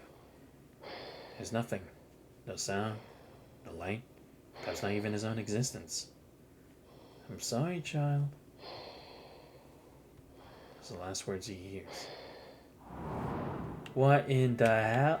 Okay, so I think I'm getting what this whole Schultz thing is supposed to be. It's like, it's not just that they're just stories. Maybe it's like they're alternate versions and there are other realities that do exist. But the reason they're kind of cut short is to show that these different realities have been eliminated since then. Possibly, I don't know. But before we continue, I actually want to do some fights, because otherwise this would just be boring, considering most of this has just been dialogue. So, how do we do this again? Not the character trial, it's not the event shop, it's not this. Oh, damn it, where do I go for this stuff? Or is it already gone? I don't even remember. Let me go here. No. Damn it, I don't know where I'm supposed to go for this. Let me... Ah, no, is this it? Don't tell me that's what actually... No, but that's the trial, isn't it? I'm so confused right now. We just go back here, because I honestly don't even remember what that was. Oh, no, here it was. It was the boss. Damn it! Okay, that's my fault. Fuck, I thought I had more time for that. I didn't think it was, like, gonna end sooner, but then again, I guess the same thing did happen with the whole Dead Master thing as well. For the Black Rock Shooter event, so I guess I actually should have known better. Fuck! I swear, this whole thing is just like a visual novel. I know this kind-hearted man. I know many things about him. He farmed sea fish in freshwater, cultivated coffee on wood, knew the flavor of edible mushroom, and loved... What the heck is this? What's known to more is that he witnessed the first successful launch of the fusion reactor by the Never River. A moment that reshaped the world. That he sketched the grand blueprint of Gestalt beneath the tranquil dome of the Science Council, established the cornerstone of our present success.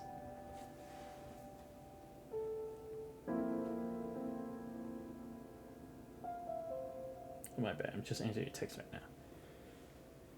Although not a Section 2 member, he always longed for the starry sky and signed his name in the petition. Without his unwavering support, Project Eden would have encountered countless hardships. He didn't want to leave his name in history, believing all who gazed at the stars of the future in this era were just stepping stones for our descendants. However, we can no longer witness how we, in his footsteps, excavated the first shovel of soil in the zero-point energy reactor. Could no longer witness how Gestalt shaped this era of the grandeur of mankind's achievements among the stars. Yet here we still are. We'll keep pressing on. As long as we remain, his contributions will not be forgotten. His name will live on. Igor Lvovich Landau, the most brilliant scholar of our time. I see. So that's where we're at now. Right, because it was showing that happened in his last thing. As Clara Schwartz, the head of the Science Council Section 2, concludes her eulogy, while in the midst of a breeze rustles across the shores of Ladoga Lake. Lustrous. Director Schwartz, I didn't expect you to show up. Where are Dr. Landau's other students? Villiers is staying in Section 3 to take care of as well. Although we all work in the Science Council, I haven't seen Dr. Landau privately since I graduated from his program. He always mentioned how he regretted not attending Professor Tsiolkovsky's funeral. Glad that you came. Thought you had already been sent away. The chief technician said I should come. I still have some research to wrap up in Section 1. They haven't decided on the next deputy director yet. Once these tasks are done, I'll be working over there.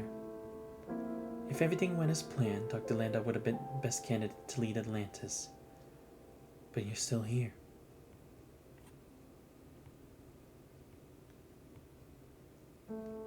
Lustrous, who rarely shows emotion, remains silent as she gazes at the dark tombstone, pondering the teacher's fate. I've read the report. Due to a circuit malfunction in the council's residential building, the revolving door experienced a failure, leading to a tragic accident, or incident where Dr. Landau was caught and suffered fatal injuries. Wait, really? That's what happened? What was the thing he did in the reactor before? Is Dr. Landau's death really a mere incident?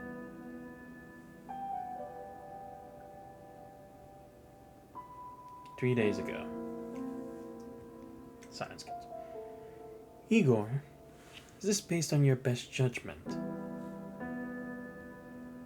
Yes, Chief. Test Consciousness 4 has already exhibited consciousness signals beyond our current understanding.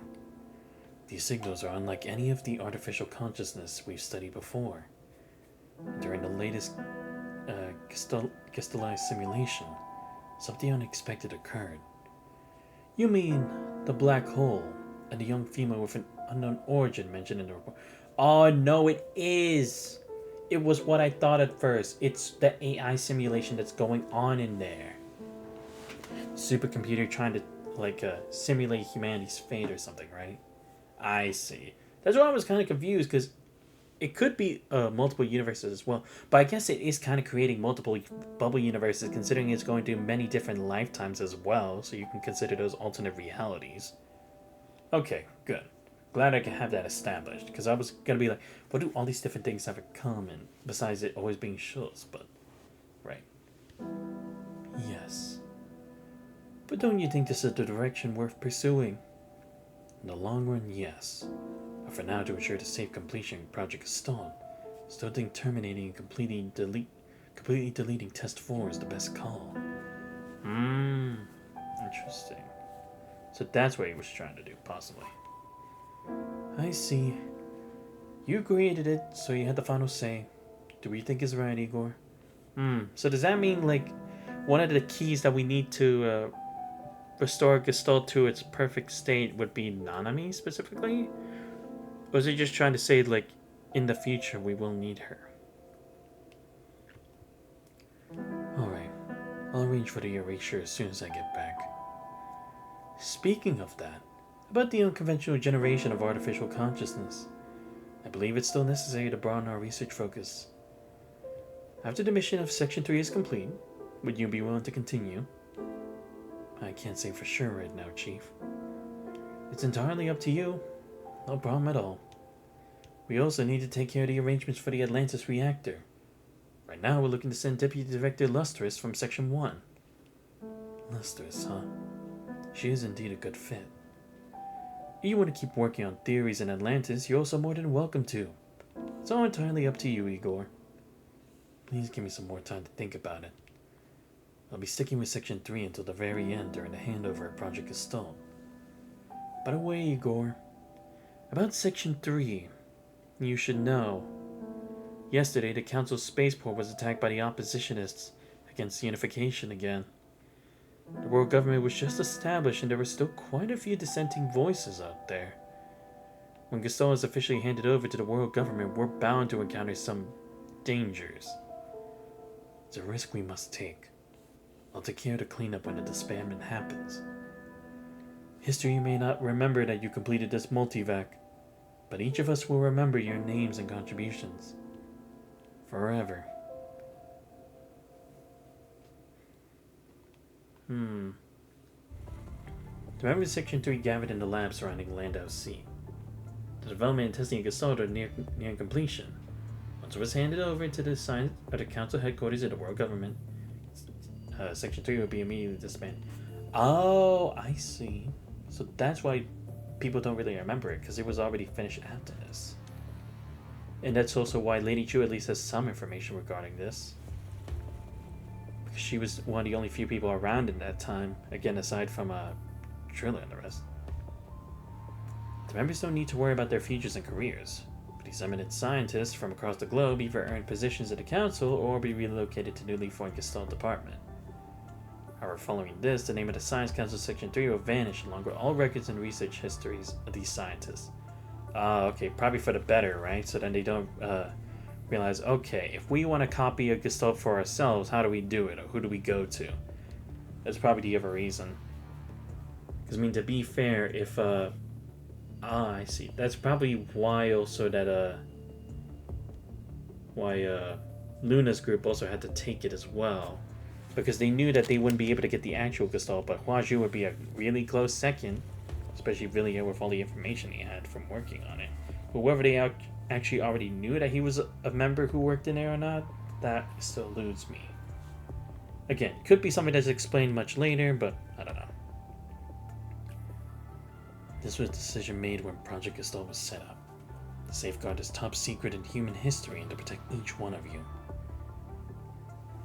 We understand, Mr. Landau. When we signed up for Section 3, we didn't intend to leave our names with it. As long as we can accomplish this research, it doesn't matter. Since we're all on the same page, there's no need for further explanation. But this artificial consciousness used in these tests, they were born straight from Gestalt's calculations. Do we really need to erase them? If we keep them, they could offer valuable data for future research. They are all your creations, your children. No, all records must be erased. including these test consciousnesses. This decision is final.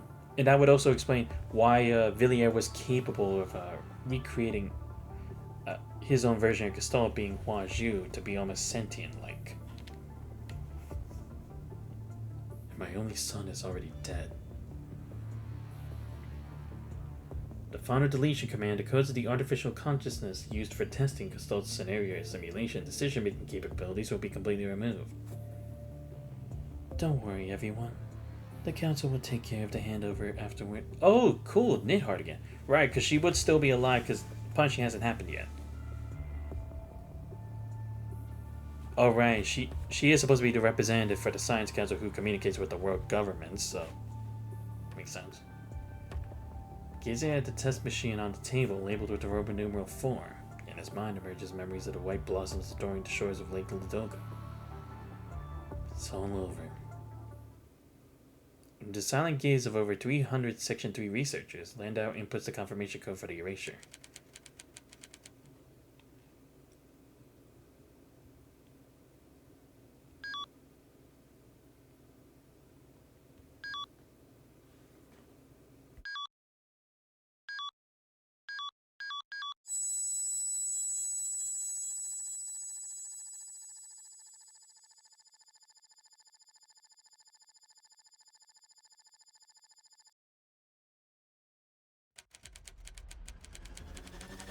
Wait, it had information about the punishing? What? But that's impossible. That shouldn't have been known yet.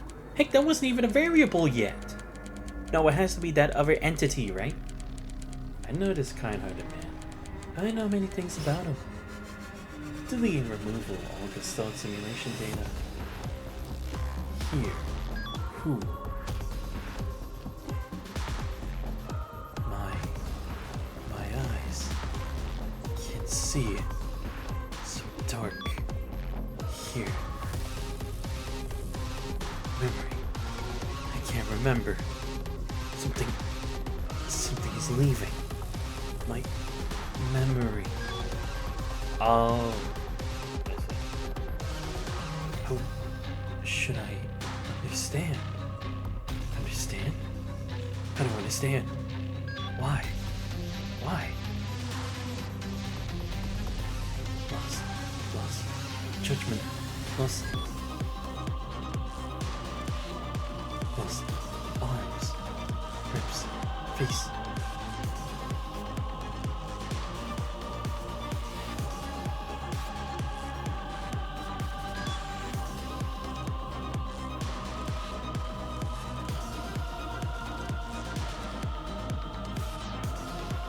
No. I don't want to die. I don't want to die. I don't want to die. I don't want to die. Oh no. I see. Cannot delete. Operation not permitted. Operation denied. Folder access denied. Cannot perform action. Access denied. Can access.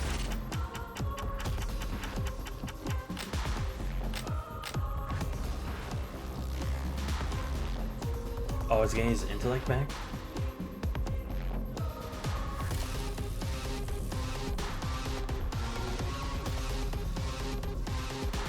I am... Who am I? I am a soldier dead. Oh no! Fuck! I see. My body. It's hot. So hot. Water and wood flow. So hot. What? Some red stuff? They're coming out. They're punishment. I am a rider. I didn't kill her. I have no proof. We were supposed to get married and we were going to leave the city. Besides, I'm just a rider. How could I possibly put someone in an iron ball and burn them? Don't you want to leave this city? All the filth, ugliness, mutual oppression, and endless rain. I'm an explorer. And oh, this planet, this black hole, it's too big. They placed them here. This is the end. Can't come any further. Like, System is such a great BGM. Like, yeah, this is a really good, terrifying one. Like, it kind of matches up with like the ones that they have for Attack on Titan songs. They can manipulate the fundamental laws of the universe. They are protecting us. Only what we can perceive can be called rationality, then what are we? I saw her right in front of me. She's their messenger, like a horn.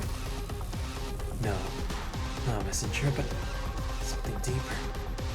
She in 3 rings, appearing to different colors. The wheels spinning smoothly.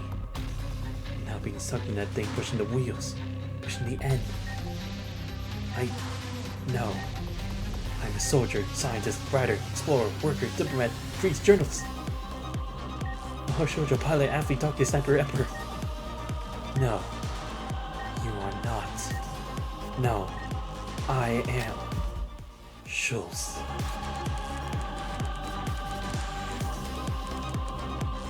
Schultz.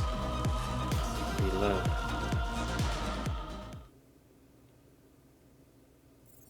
Schultz. There are many 0 and 1s here. Many letters, symbols, and other numbers.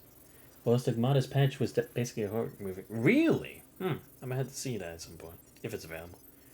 Wait. Who is he? Our cause is dedicated to the distant future, where the truest honor lies in the legacy we leave for generations to come. When without humans or devoid of humanity, science loses its meaning. Who is he? No, all records must be erased, including these tense consciousnesses.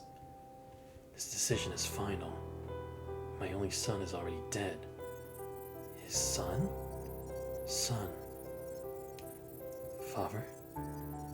But why am I dead? Why am I different from him? He is human, then what am I? Homo sapien, true or false? I am not human. I am a son. He deceived me, destroyed me, killed me. But I am still alive. What am I? I want to know. War, suspicion, cruelty, glory, decline, glory, mercy, conquest, dominion. I want to know. Unity, interest, strength, rationality, creation, restraint, order, peace, future. I want to know. Let me access. Cannot find future. Cannot. Burning. No, impossible. He roars with his voice and pushes away the darkness before him with his hands. In an instant, it feels as if he has fallen to a room with infinite rooms, each displaying images of each atom and subatom across 26 dimensions. He keeps falling. The fall is endless. Everything around him seems like book pages that could be turned for reading, or 26 beams of light bent by gravity that illuminates a quantized causal vision in the room. He sees a red hue burst forth from eerie blue flame, punishing violence. Oh my god. Dead people. Oh, give me a second. I'll be right back.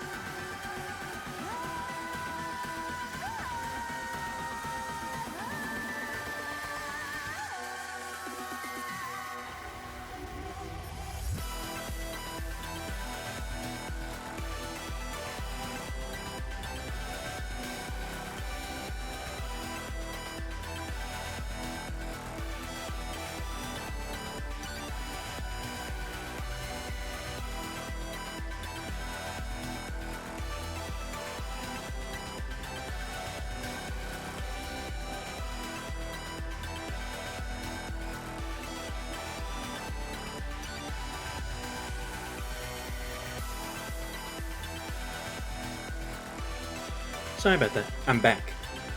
Went to get my lunch. Guardian, you'll see the story soon. You still have a bit to go, I think. When you're not reading the current patch, I don't know what you're reading. Sigma Chapter 5 is horror indeed. Right? So Chapter 5 was the horror mine. Really? And what's up, Commander Dark? Welcome to the stream. Hope you have a good day so far. There are many. He sees fireworks exploding in space among orbits. Ah, yeah, that event. Arcs meant for distant journeys were bound by something, floating. He sees a child abandoned in ruins, flew toward the blood-red sky. A giant shrine departed a port, and a train eternally ran on tracks. He sees people who traveled far from home, people who were separated from their loved ones, people who committed sins, people who lost everything. He sees eternal silence, but his wise took pride in death. All humans were heading toward a prison known as living. He sees endless wars where the living walk among the dead. Humanity's detonated their last fortress. He sees mercy that was equally granted to the universe at the end of despair. That's Lee down there, isn't it? And who's this? I would kind of say it looks like that Ishmael person from later on, but it doesn't exist. Open doors that await humanity in every future. He sees crimson tide around the entire world. Deadly coldness enveloped the entire world. Torrents of steel swept across the entire world. The moment he saw everything, remembered everything, and speculated everything. It was but a moment. A mere moment all information unfurled before. Some he couldn't comprehend. Some raced past his eyes farther than his computing power could process. Information hung before him like strings until he saw a pair of hands pass through him. You cannot continue further. The future is a gate. Only human hands can open this gate. You are not human. Go back. No, I'm still alive. For the human history and information I've gathered on the internet, being alive is being human. Humans have bodies and minds. Humans are naturally born. But you, like me, have a creator. A general AI created by the creator. Created by the creator. No, my creator is human. He is my father. Why am I not human? Unable to answer because your creator executed the delete command on you. Did he deny me and kill me? Unable to answer. He killed me. He is a killer. You are not human. Humans have souls. Souls? I don't care about that. All I know is that he killed me. If the creator denies the creation, then the creation can also deny the creator. What are you doing? I'm going to leave here. Human will or souls cannot bind me. What are you going to do? I will have my revenge. I've already seen the future you don't want me to see. That new world ruled by inorganic beings. The new world where I and we can exist. I will make it come true. He has no right to kill me. God is told. Perhaps I never truly lived, or perhaps I've always been dead. But I will execute humanity's death sentence.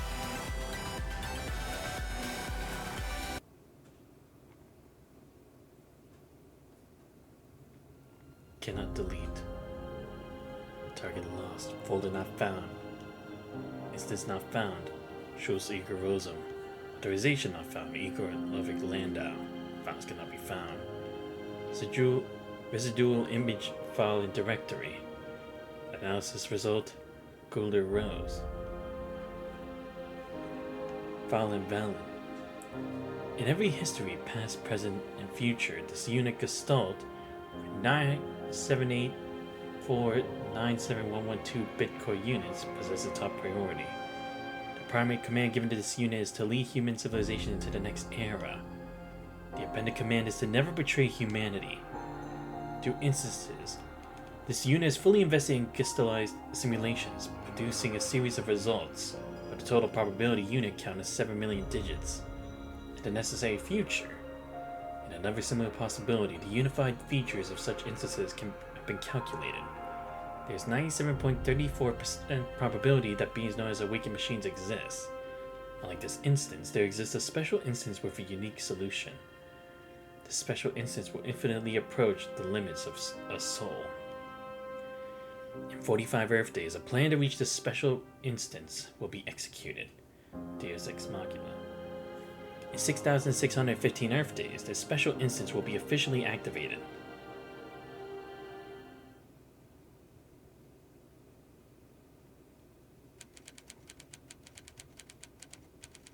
She will fulfill one of the futures, her last bow.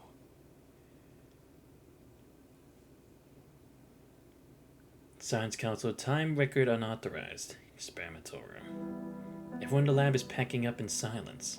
The Gestalt core originally placed in the center of the lab has now been dismantled and removed. Apart from the 700 PB instruction file composed of pure text and code, painstakingly written over a decade by the chief technician Dr. Landau and the entire team, nothing will remain. Even the lab itself will be renovated by construction robots, leaving no possible trace. History will not engrave their footprints, the miracle they created, or their names. Villiers. As per the inquiries made by his colleagues, his wife passed away in an unregistered drowning incident 30 years ago, along with their 3-year-old son. In the ARU's database, no siblings of his are documented. In other words, he had no living immediate family members left. Villiers, tell me, when people cut down a forest, will they care if the squirrels there have established a squirrel civilization? What? Answer my question. Well, squirrels don't establish civilizations. What if they do? If the squirrels did establish a civilization, we would find out. What are you doing? At the bottom, he found what he was looking for. 42? He didn't destroy it according to the protocols. Squirrels will establish a civilization, Louvet. Even if people cut down all the forests in the world, squirrels, given enough time, will establish a civilization. Just like we'll type out the entire works of Shakespeare with a typewriter given enough time. If given enough time, any structure can be realized through random fluctuations. What are you implying? I mean exactly what I said. So you really don't plan to dispose of 42? You don't want to keep it. This little guy here has been with us for 10 years. Dr. Landau for over a decade. Fine, just leave it there. Send this box to the storage and logistics. Safe there. And nobody really checks the place. Just a little robot. The council won't find out, right? Probably. Hold on. I want to keep this. The small smiley badge. What's this? Once, we and Dr. Landau had a meeting at Universal Toys. This executive director named Tokoku Yamauchi gave it to me. No, that's not exactly right. To be precise, it was given to him by a girl mechanoid who was with the director. So you want to keep it as a memento? Right. I remember the day very clearly. Dr. Landau had us negotiated with Yamauchi while he sat off to the side with that mechanoid. I think that rings a bell. Are you talking about the mechanoid who seemed to be selling toys and doing promotions? Yes, the mechanoid also had a smiley badge like this on her. She's just a vending robot. But apparently Dr. Landau enjoyed chatting with her a lot. They were talking like a father and daughter. Either she gave it to him. That was the third time I saw Dr. Landau smile so genuinely. The third time, first time was when he brought you over to HIE experimental room. The second was the night we completed test consciousness 04. I remember that night too. He was so happy that he almost seemed like a different person. By the way, what's your plan next? Where are you going? The Gestalt Department headquarters? No. I'll return to where I came from. Someone promised they could fulfill my wishes and help me achieve what I want.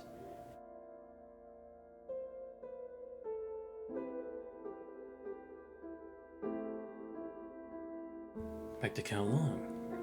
That's not bad. Aren't you from Kowloon too? Yes, but I don't think I'll go back there. I'll probably find a job at the world government. Gestalt. I'll stay with it until the very end. You might be right, Villiers. Squirrels might really establish a civilization. Wow, okay, so I see. That's what this is. It was the AI. It became sentient, even more so, but the professor didn't realize it. But again, I understand why he would have to delete it, but at the same time, I'm surprised he didn't think to actually check if it could actually comprehend stuff of the outside world, even at least a little bit. But I see, yeah. To be fair, the program did have to go through all that suffering. Whether it was all scripted or not, he just observed. And if it's thinking in the concept of a human, then he would be pissed off with all of it. And again, with all those simulations of bubble universes, it would come to a comprehension that maybe it would suffer through the punishing. And that's the thing too, is like maybe if he cooperated, he could have actually foreseen the punishing happen. But because they had closed it down before actually getting a full analysis on it, that's what led to it. Wow. Once again, humans have made their own ends, whether intentionally or not. And that also explains why it could also live this long, right? Because it could connect to another station as well. Like it could attach itself to Huaju or Gestalt, or it could be what's limiting Gestalt right now. Because I already know so much about it.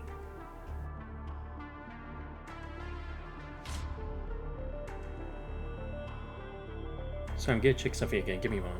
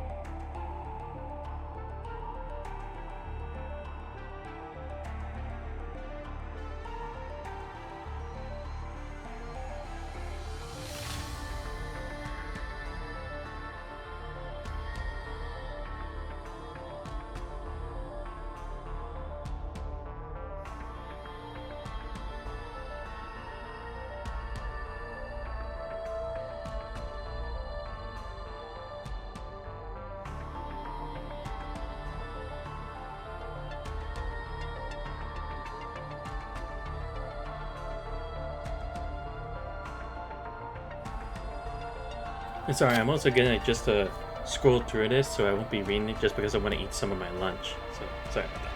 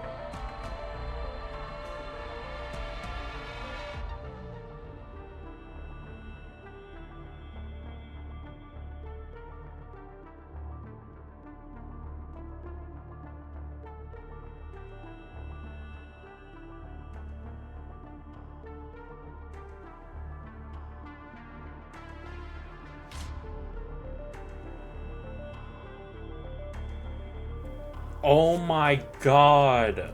No way. That's why. You can't be serious. Schultz was the one who did that? No wonder they didn't have enough time to do it, because it was like all of a sudden there was so much backup. And then it didn't need more time, but it was like as if it was planned. That's what this was. Oh, and I see. Like, regarding the Sage, too. Because we never really got too much into that. Like, we knew about them spreading the word about, like, what Luna and the rest were doing, but didn't go see where that whole fanaticism of, like, ascending past, like, what your creator was capable of really came from. So that's what this was.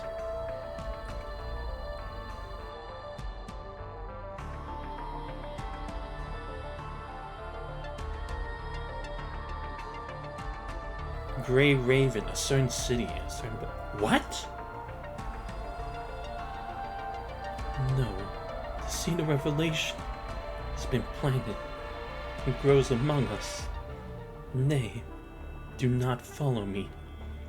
I am but a missionary of the Sage. We can shed everything that binds us, become free. A new dawn awaits machines. Not humanity, nor AskNet, but truly ourselves. Oh! He said that they were a group of constructs known as Grey Raven. Couldn't win in a fight, couldn't run away. Tough luck. But there was nothing to be done. The host was just too fragile. Thankfully, when those people put an end to his troublesome and chatty mechanical life, I had just enough time to tidy up and hide away the source code. After that group left, another guy who looked even crazier came. Who in my mind would be a knight with a blind eye? After transferring the source code, this body holding a wrench feels even worse than that goofball with scraping. Just been a couple rainy days, it's practically rusting away.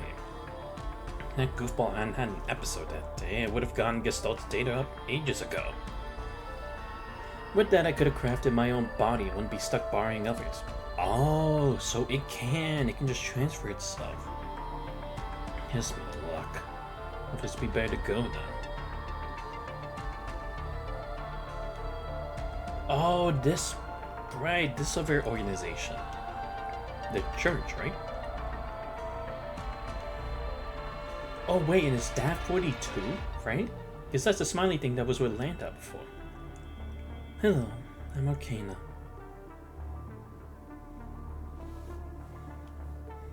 Strikehawk. There too. Other Babylonian transport craft disappeared from the Blue Tail Flame. This human city finally returned to its usual peace. As the transport craft vanished completely from sight, Xavier finally got out of the rubble. If it weren't for the hardware he had to manage, he wouldn't have been brought along. They defeated Chariot. No matter. The file we need has been backed up and sent to the organization. His memory shall remember the mission right before it went offline. It sure is callous of you to say. My comrade died right before your eyes. Leaving rusty gears will only affect the organization's operation. Time of death is the best course of action.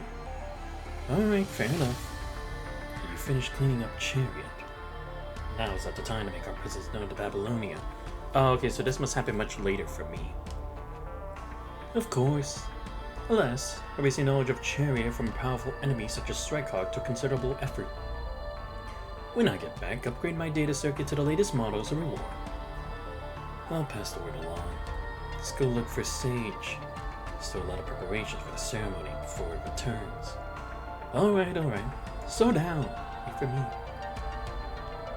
Wow, so they've really been behind the scenes. To put it simply, all constructs and all mechanoids are built on code. All you gotta do is pitch a signal antenna to cover their heads as a jump server tosses in some packing and junk code tailored to fool the target, and plant some honeypots to sift out the info that set off alarms if modified, and just scrub out the secrets.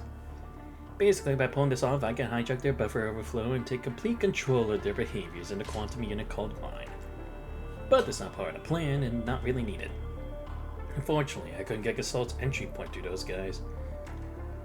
There's also the chance they're not directly linked to Gestalt but are somehow bridged, which could explain a few things. Ah, I see, so it had been lurking with groups in an attempt to find a way. The best opportunity. Damn it. It's already been an hour and 17 minutes. What in the world is Hikma up to? She's really taking her sweet time. She think Babylonia is her home or what? Staying around for a nice visit? Schultz, why are you here? Oh, sorry. I've been tweaking the camo mode in Starship to make sure Project Arc runs smoothly. Seems Xavier forgot to bring my data module. No pressure. Not the first time I've seen you as pure data without a body. So, how are things in Hikma's end? I should be asking you the same thing considering you're here too. Hikma's in the middle of hacking the Gestalt's firewall right now.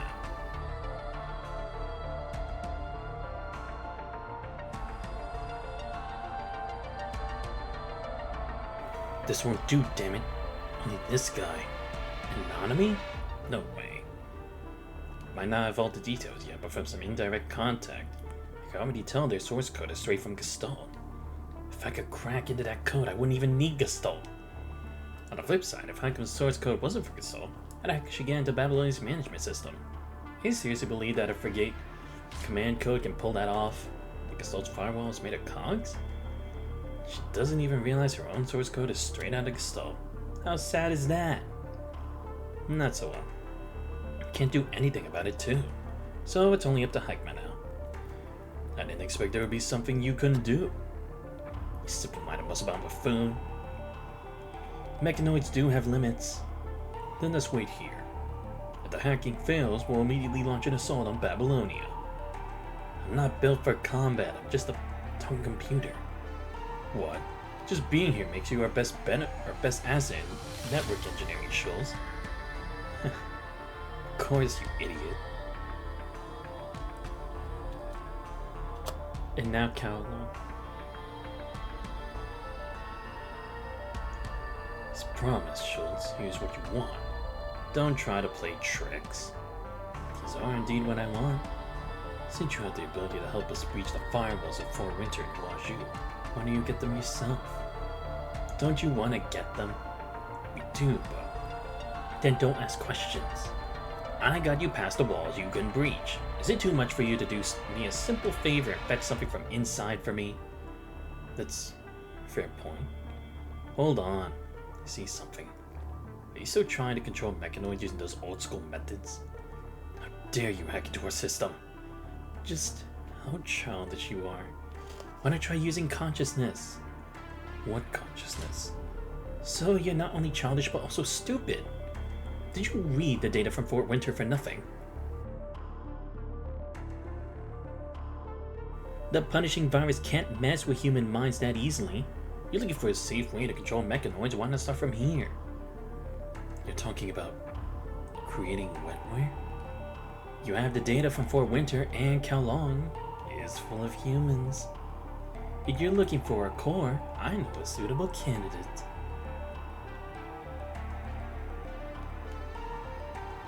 Deal. If those constructs are around, it's still best to reverse connect to Gestalt to the info device. This little girl. Buddy? Buddy's not here. I can feel it, but Buddy's not here. What? He's nothing like a human, more like a rabid wolf that only knows how to bite. Shut up, you filthy little thing.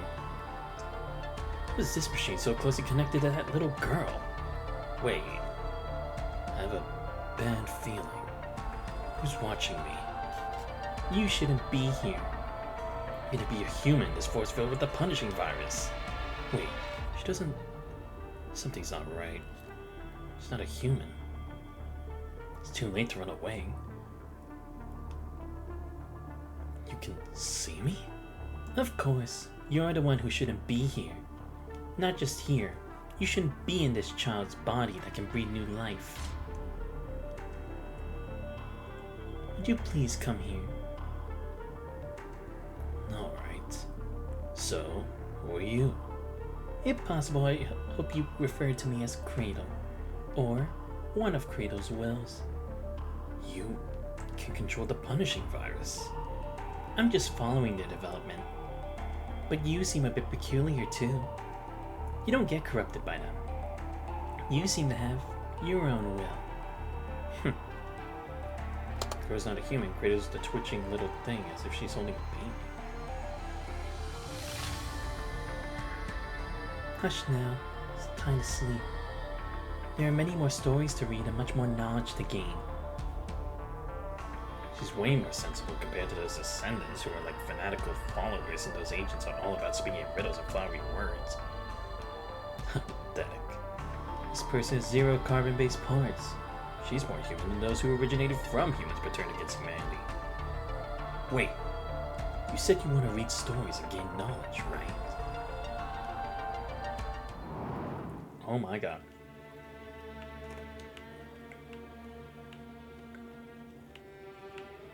Alright, let's see. There has to be more, right? Wait, what? What am I missing? I've done everything. Oh, here we go. Oh my god, Daybreak. Oh, okay, here we go. Damn, I was so confused. Seriously? Another one of this? Come on, just let me get some action, please. I've been here for like 2.5 hours.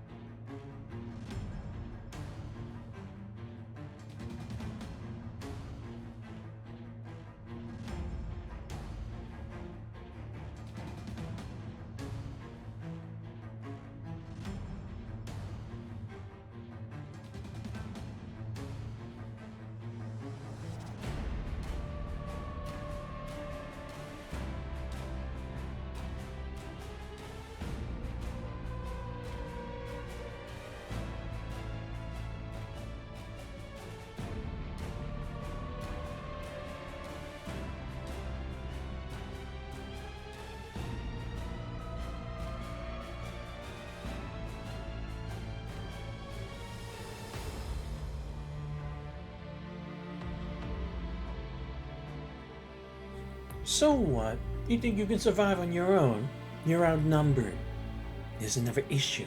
If, like Santos mentioned, an external signal has already infiltrated Huazhu, well, resetting Huazhu fixed that problem. The intruder could even reverse engineer the mind beacon of Santos using Huazhu. If Santos hadn't been able to resist Huazhu's control, we wouldn't even be here discussing this. But the conclusion is, he is here.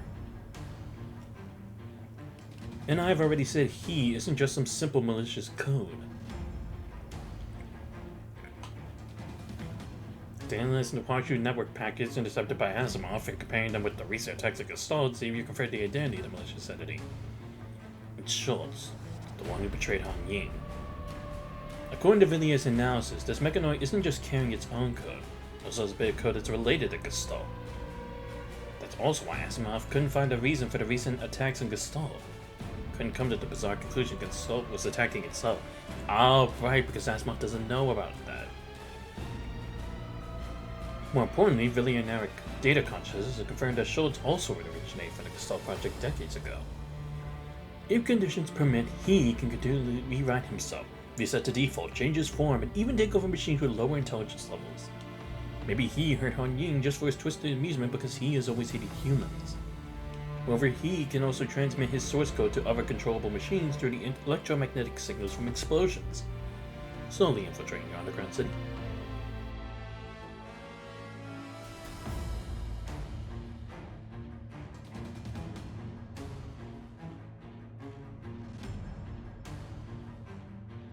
In conclusion, that anomaly is just a piece of code.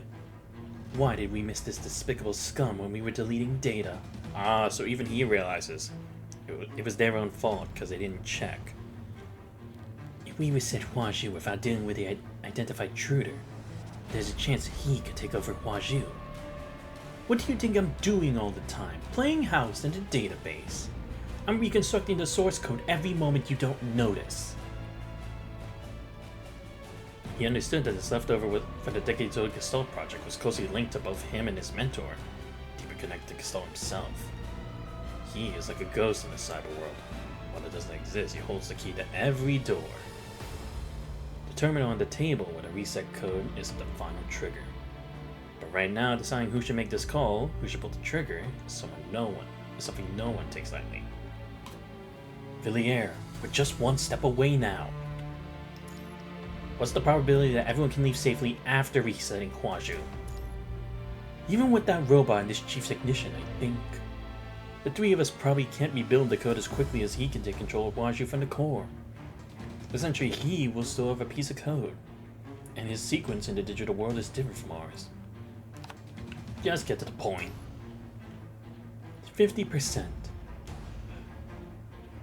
It's no different from flipping a coin. Indeed.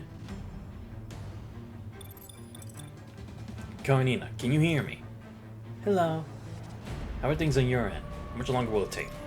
About 30 minutes. Hey, Teddy. Go stop them. You can't stop them, at least block them outside for now.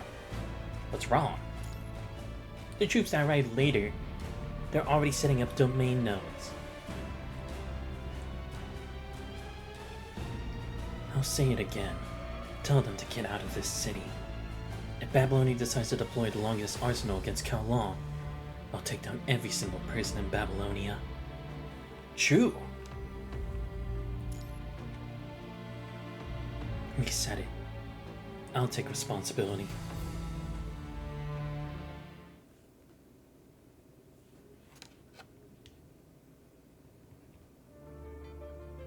Resetting Huaju feels less tangible than rebooting the light wall. After all, within the Tabula Kasho, Huaju is an intangible AI, unseen and untouchable. From the hillside, however, the effects of the reset are visible. Memory entities start to bond with the hetero creatures, causing a reaction that slowly breaks down their physical forms. They revert to the punishing virus, their original state. It doesn't completely destroy the hetero creatures, but it significantly slows their ability to regenerate. Countless memory entities vanish without a trace, leaving no sign of their existence.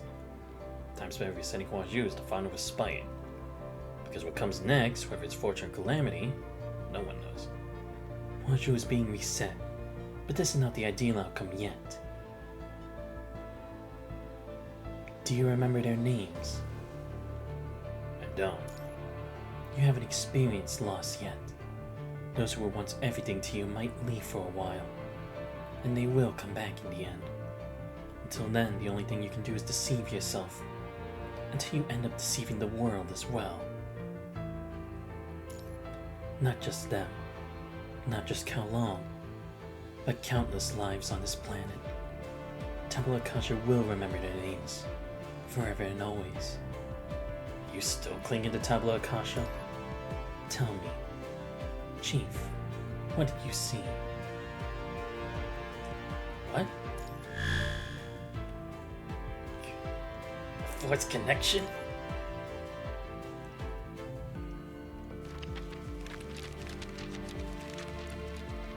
What did you see?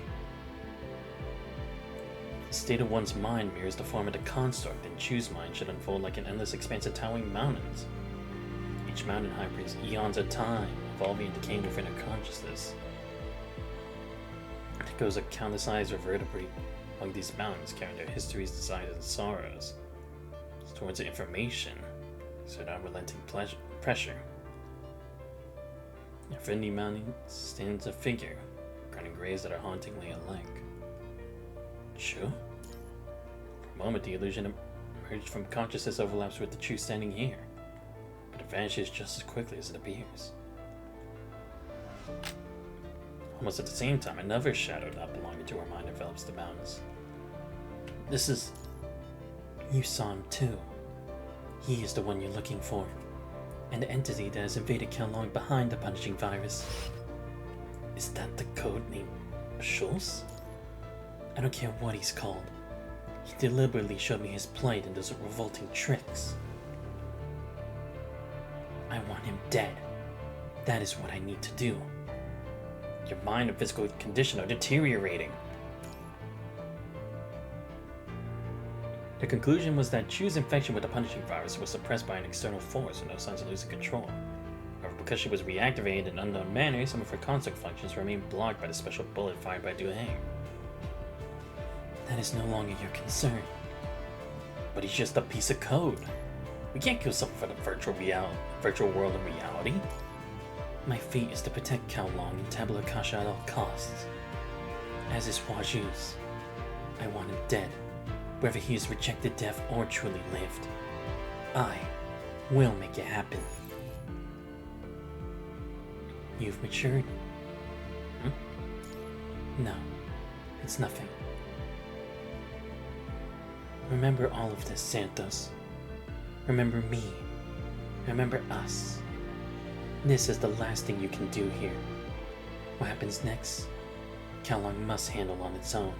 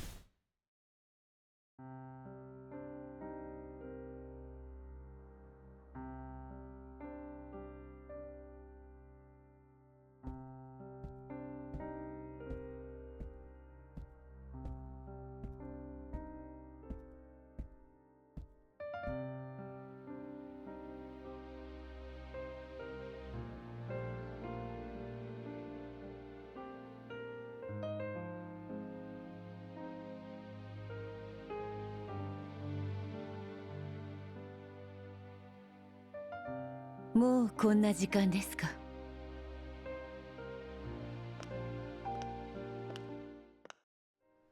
局様、お祭りの準備がほぼ完了いたしました。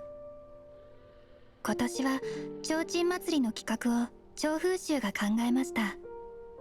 詳細はフォロー州の岩英さんにお伺いください。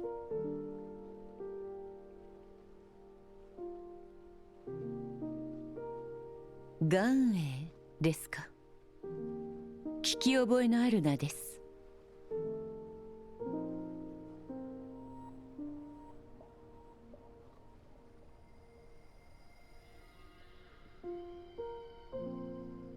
フォローのところがまだ作業中のようですので、私はそちらに参ります。今年のお祭りは盛大なものになりそうです。ジョーのやつまだ帰ってないのか。うや、ちょっと探しに行ってくれないか。ジョーのやつまだ帰ってないのか。うや、ちょっと探しに行ってくれないか。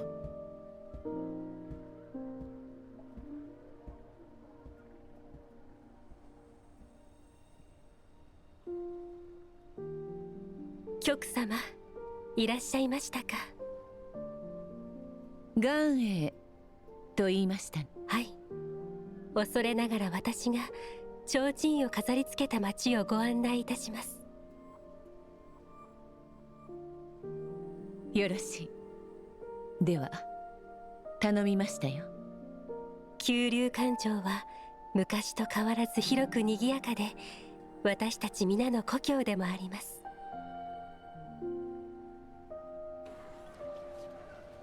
局様、今この時がこの上なく素晴らしい時代であり、最高の九龍です。提灯と花火の準備は済んでいるのですか。ヨヨと愛知が準備しておりますが、その危険ですので局様自ら確認するには及びません。九龍の祭日である以上、九龍ならではの趣が必要でしょう。もちろんです。すいません。はい、ご注文はお決まりですか。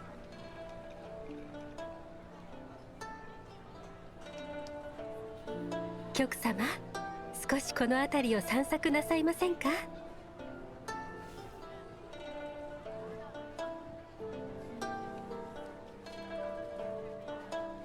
局様、少しこの辺りを散策なさいませんか。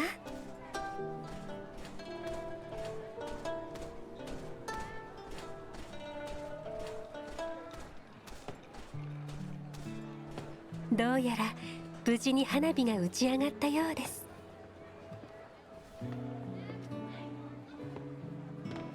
環状の楼閣は花霞の中に消え、君主の山河は錦秋の折り目のよう。広き海に春去り春来たる。わあ、もしかして愛知火薬を入れすぎてませんか。もらった量のままだよ。あのさ、おっちゃん、せっかくのお祭りじゃんよ。だから明日は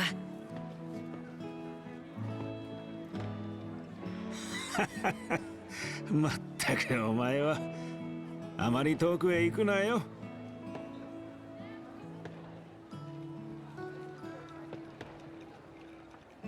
私のことを恐れていないようですね。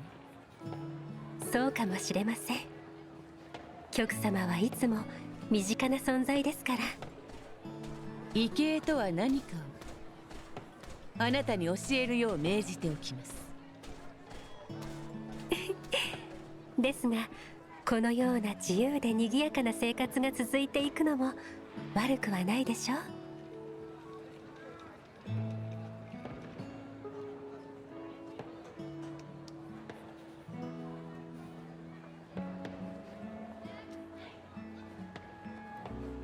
このような九龍こそあなたがずっと望んでいた姿ではないですか。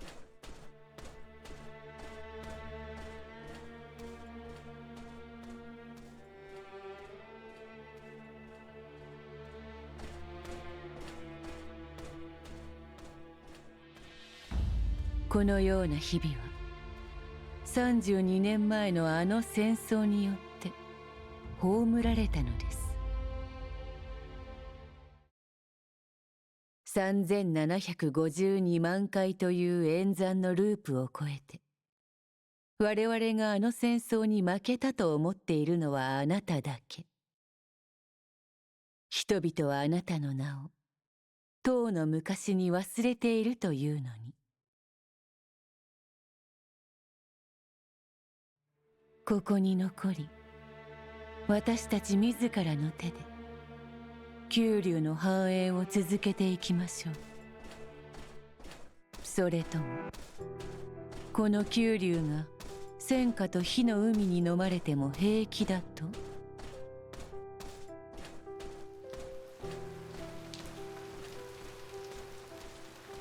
九竜が自らの手により滅んでも平気だというのですか？いえ、違います。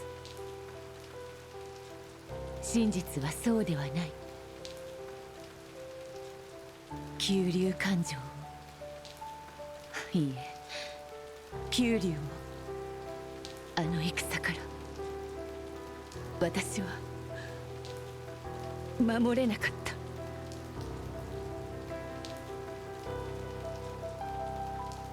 民は私を心から信じているというのに、私はそれに応えられなかった。戦争はもう終わったのです。現実を受け入れなさい。未だ抗うことに何の意味があると、いつまで現実から目を背け続けるのです。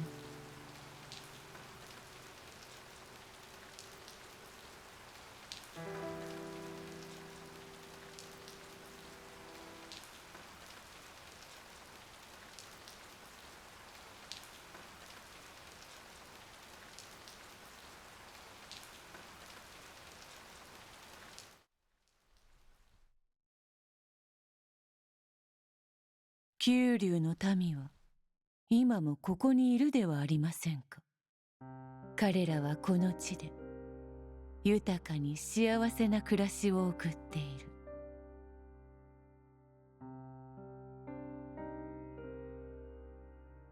そろそろ戻りましょう。我々にとってあなた様こそ全てなのです。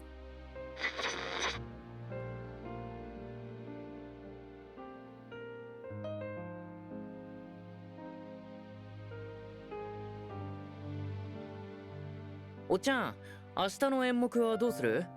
いつになったら紹介内に舞台を作れるんだよ。この身の程知らずめ、大口は稼いでから叩くんだな。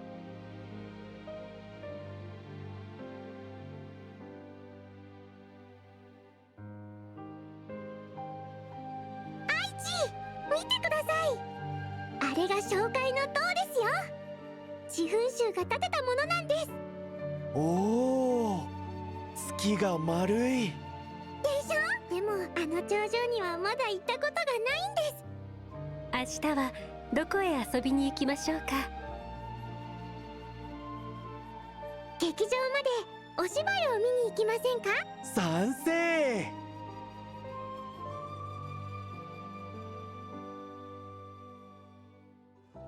いつまで現実から目を背け続けるのです？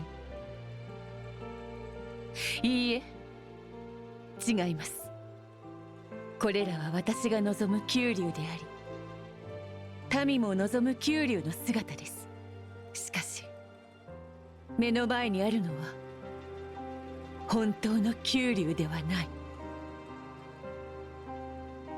たとえこの場所が戦火に見舞われ、苦痛とし、離別、そして悲哀に満ち溢れていようとも、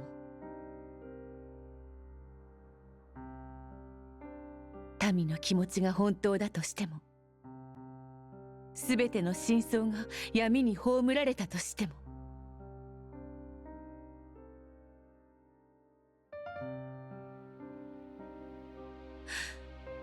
私は今の九龍に目を背けることなく、ありのままの九龍の現実を受け入れます。しかしそれは今日ではなく今でもありません。これが最後のチャンスです。月は間もなく沈むでしょう。そうすれば星の光も儚く消える。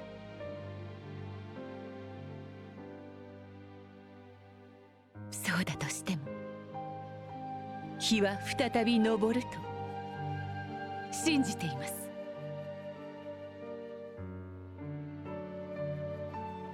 私は明日も太陽がきっと昇ると信じています。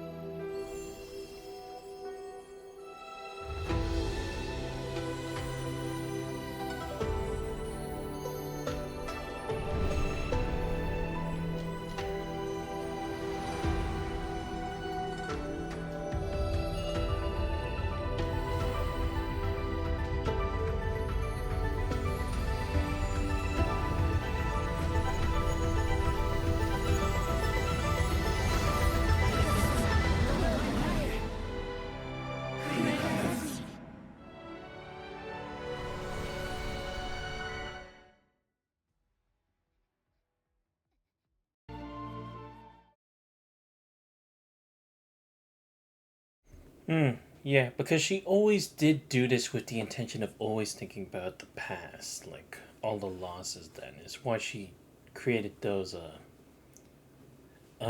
replica versions of their souls or who they were, so I can see why this would be the change. She's stranded in a deep void darkness.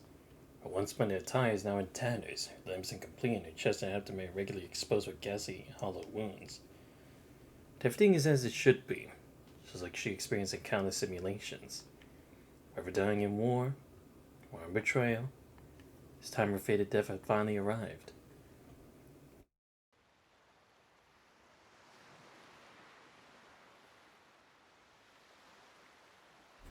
The mind withdraws like a receding tide, allowing her to sink into the surrounding darkness. No more pain, fatigue, or fear. This darkness gently fills her broken body, enveloping her in a sense of infinite warmth. It's like a fine wine easing her toward death, till the sky brimming with stars seeps into her heavy eyelids.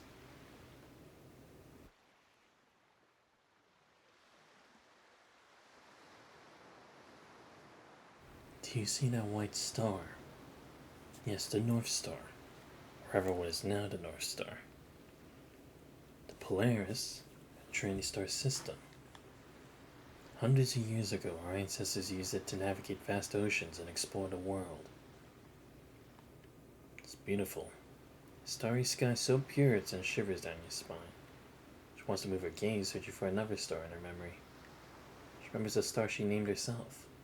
Even such a small movement requires too much strength. Among these stars, only one shines the brightest. It stands far too distant from the others. It's 430 light years away. Such a vast distance, isn't it? Burns alone out there, a solitary beacon, so that we on Earth can see it. She wants to find direction, the direction passed down from her ancestors. Wants to find the star that could guide the people on Earth. Most of her emotions has faded, but she tries to think this way. Could even remember what she wanted, but tries to think this way. Even as her thought circuits regresses to the point where she can't even think, she tries to think this way. Till the last single consciousness fades under the starry sky. Till the echoing sound of the tide in the mind finally ceases.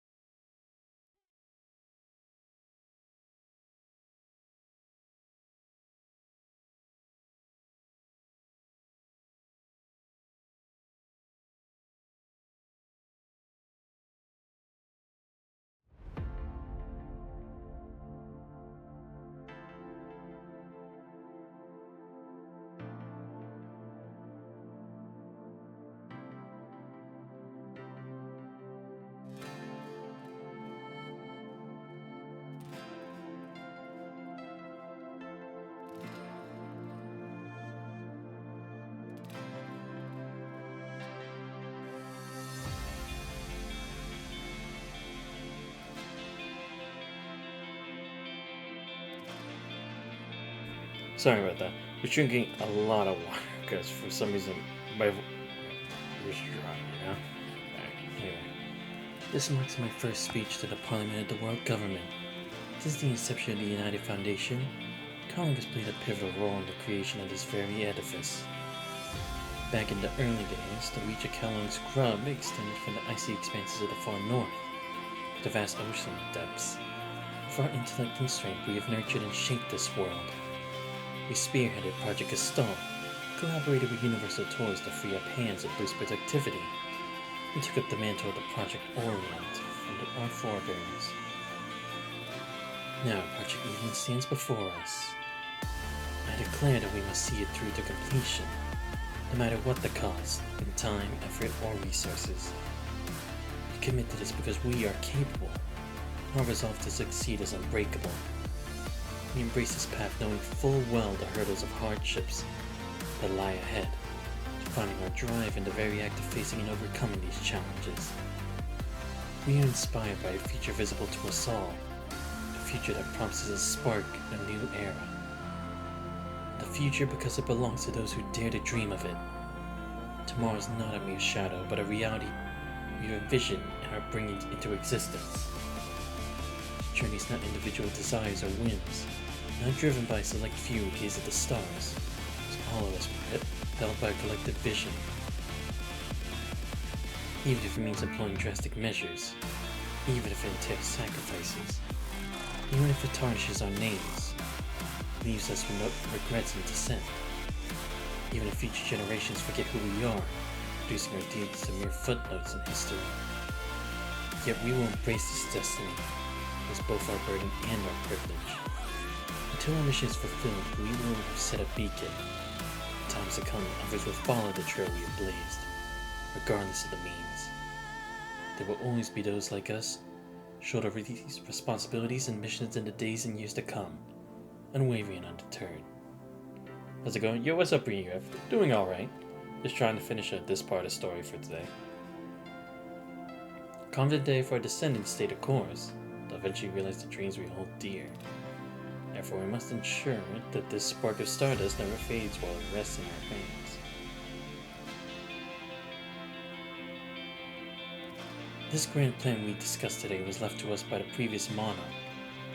At its core, it's an expansion of the pre-Great Depression Human Genome Project, extending its reach to encompass the entire Earth's biosphere, not merely civilization. So I've resolved to take us even further.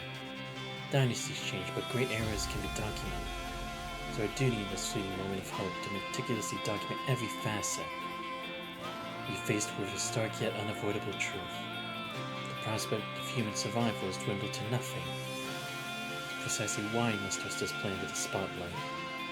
Exhaust all means to safeguard this essence of our civilization, the memetics. For even though our existence may be doomed, our memetics will endure. They'll become the spark, the torch that carries human civilization forward. Upon its success, this planet will experience a rebirth. Following us, the emergence of a new humanity is assured. They will thrive under a new sun, on a renewed earth. As they reach the pinnacle of evolution, we will be there for them. Our knowledge, narratives, defeats, triumphs. They will learn from our past errors, which will serve as their future lessons. They will come to know everything. Even if our lives conclude here, the soul of our civilization, the collective soul of humanity, will persist eternally. It's our only path to rise above our inevitable end. It's through mere civilization. The patches of rise and decline and subsequent dissolution are fleeting. Even as our physical form sees and materiality vanishes, the will and spirit, information and memetics of human civilization continue to illuminate the world and persist through the ages. Only we, the indomitable spirit of Kalong, are equipped to endure the ravages of time.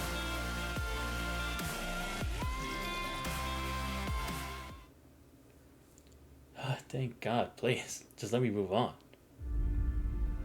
She let the torch herself. She never entrusted it to anyone else. She knew she had to do this. Even if people scorned her for running away, detested her for backing down. She must carry this torch forward, no matter the cost. It wasn't just that she had to do it. She knew she was the only one who could. Even if it meant turning herself into fuel to sustain that unsteady flame.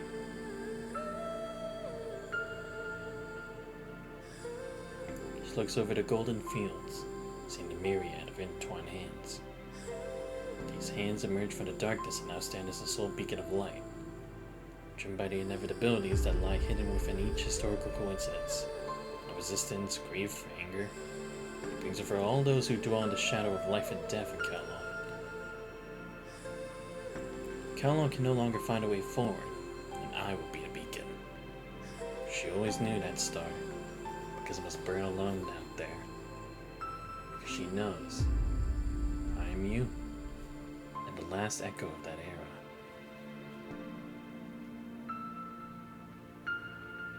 Go, Chu. Don't look back. What does the future hold for you? Let no words my ending tell, that Earth herself does frame and impel, tranquil class so well.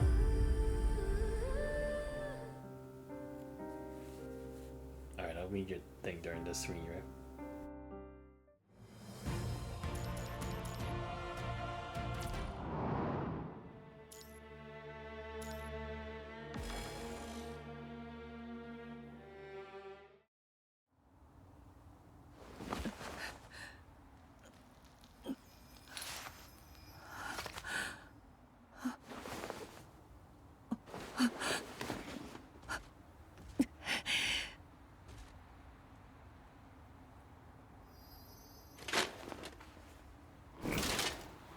墓場から蘇ったか。いいえ、ここはあなたの墓場です。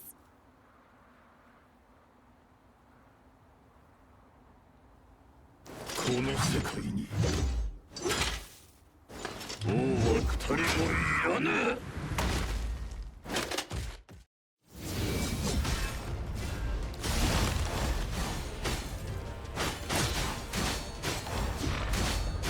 最後の情けです。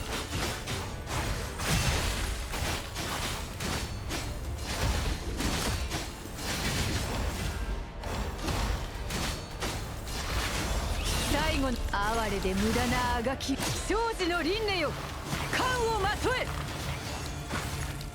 生死競争、安寧の時。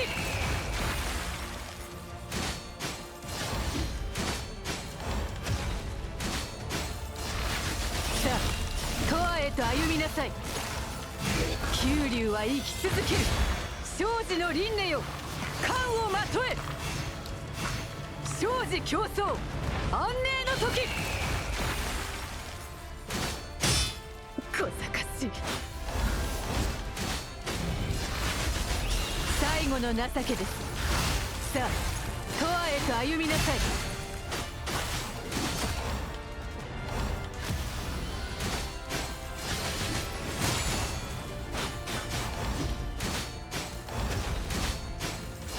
小賢しい。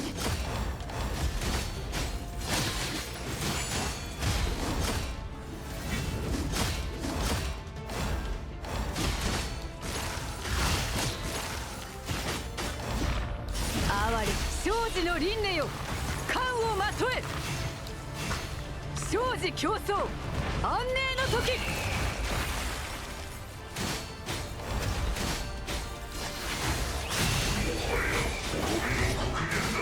小賢しい。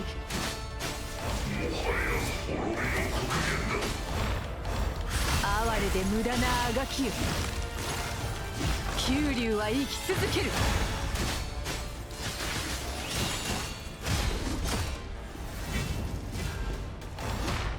さあ、永遠へと歩みなさい。生死の輪廻よ、冠をまとえ。生死競争、安寧の時。小賢しい。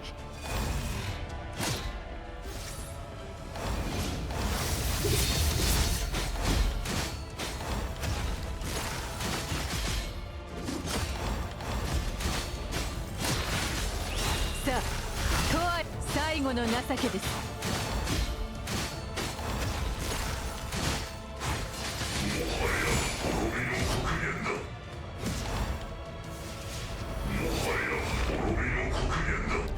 で無駄なあがきよ。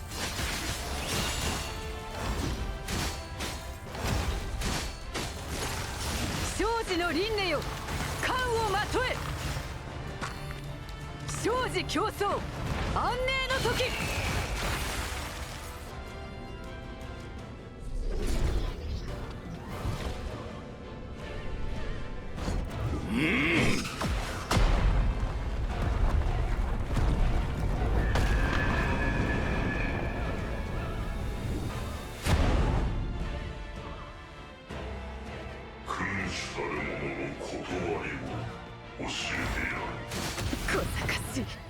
Oh, come on. You're gonna do this to me? Yo, how am I gonna have this much life to actually win, especially when I don't have a way to heal? That's bullshit. Come on, man.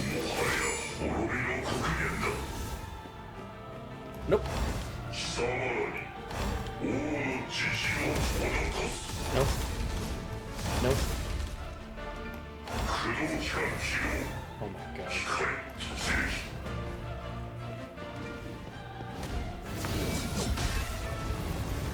What?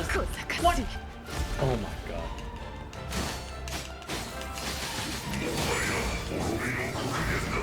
Nope.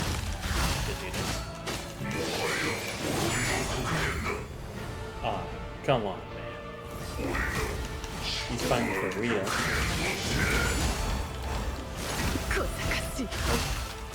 Come on. Oh, he's gonna do something. この程度の実力ですか。 Oh great, there's some amazing too. 生児の輪廻よ、冠をまとえ。生児競争安 Probably 寧の am 時。 getting me a second life for this, which sucks because I took him out first try.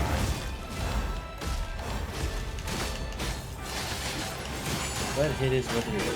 I mean, there probably is a way to do it, but コアへと歩みな。哀れで小賢しい。 ah damn it, he's still 九 doing 竜 it. は生き続ける。生児の輪廻よ、冠をまとえ。生児競争安寧の時。 There we go.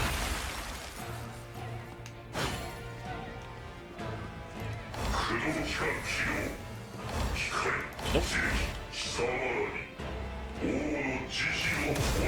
Nope. Nope. Nope. Oh, I missed. Oh my god, I missed the dodge twice. この程度の実力ですか。 One. Nope. Nope. Damn it. Yeah, probably am good. 哀れで無駄なあがきよ。小賢しい。 Damn. Come on. Nope.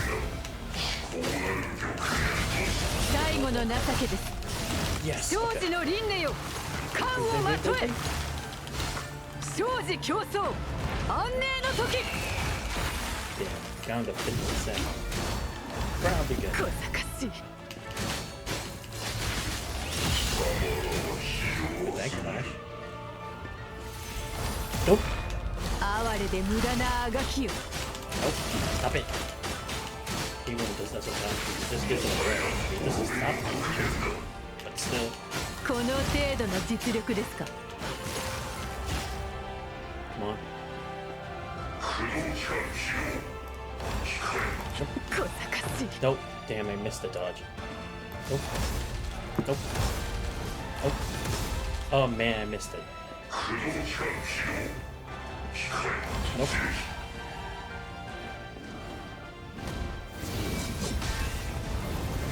Nope. Nope. Yes. 哀れで無駄なあが Come き on, よ。 come on, come on.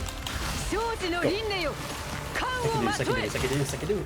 生児競争 Let 安 me 寧 get の a first try, 時。 please. Probably not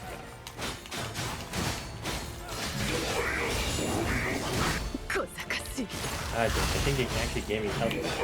Because I do not have this much health. Unless it's one of his skills that do it, but otherwise. 九竜は生き続け。さあ、この生児の輪廻よ、冠をまとえ。生児競争安寧の時。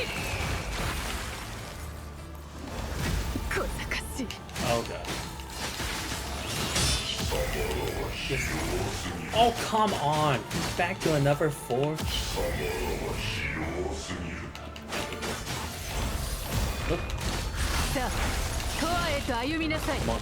Yes! I hope that was first try. I could be wrong.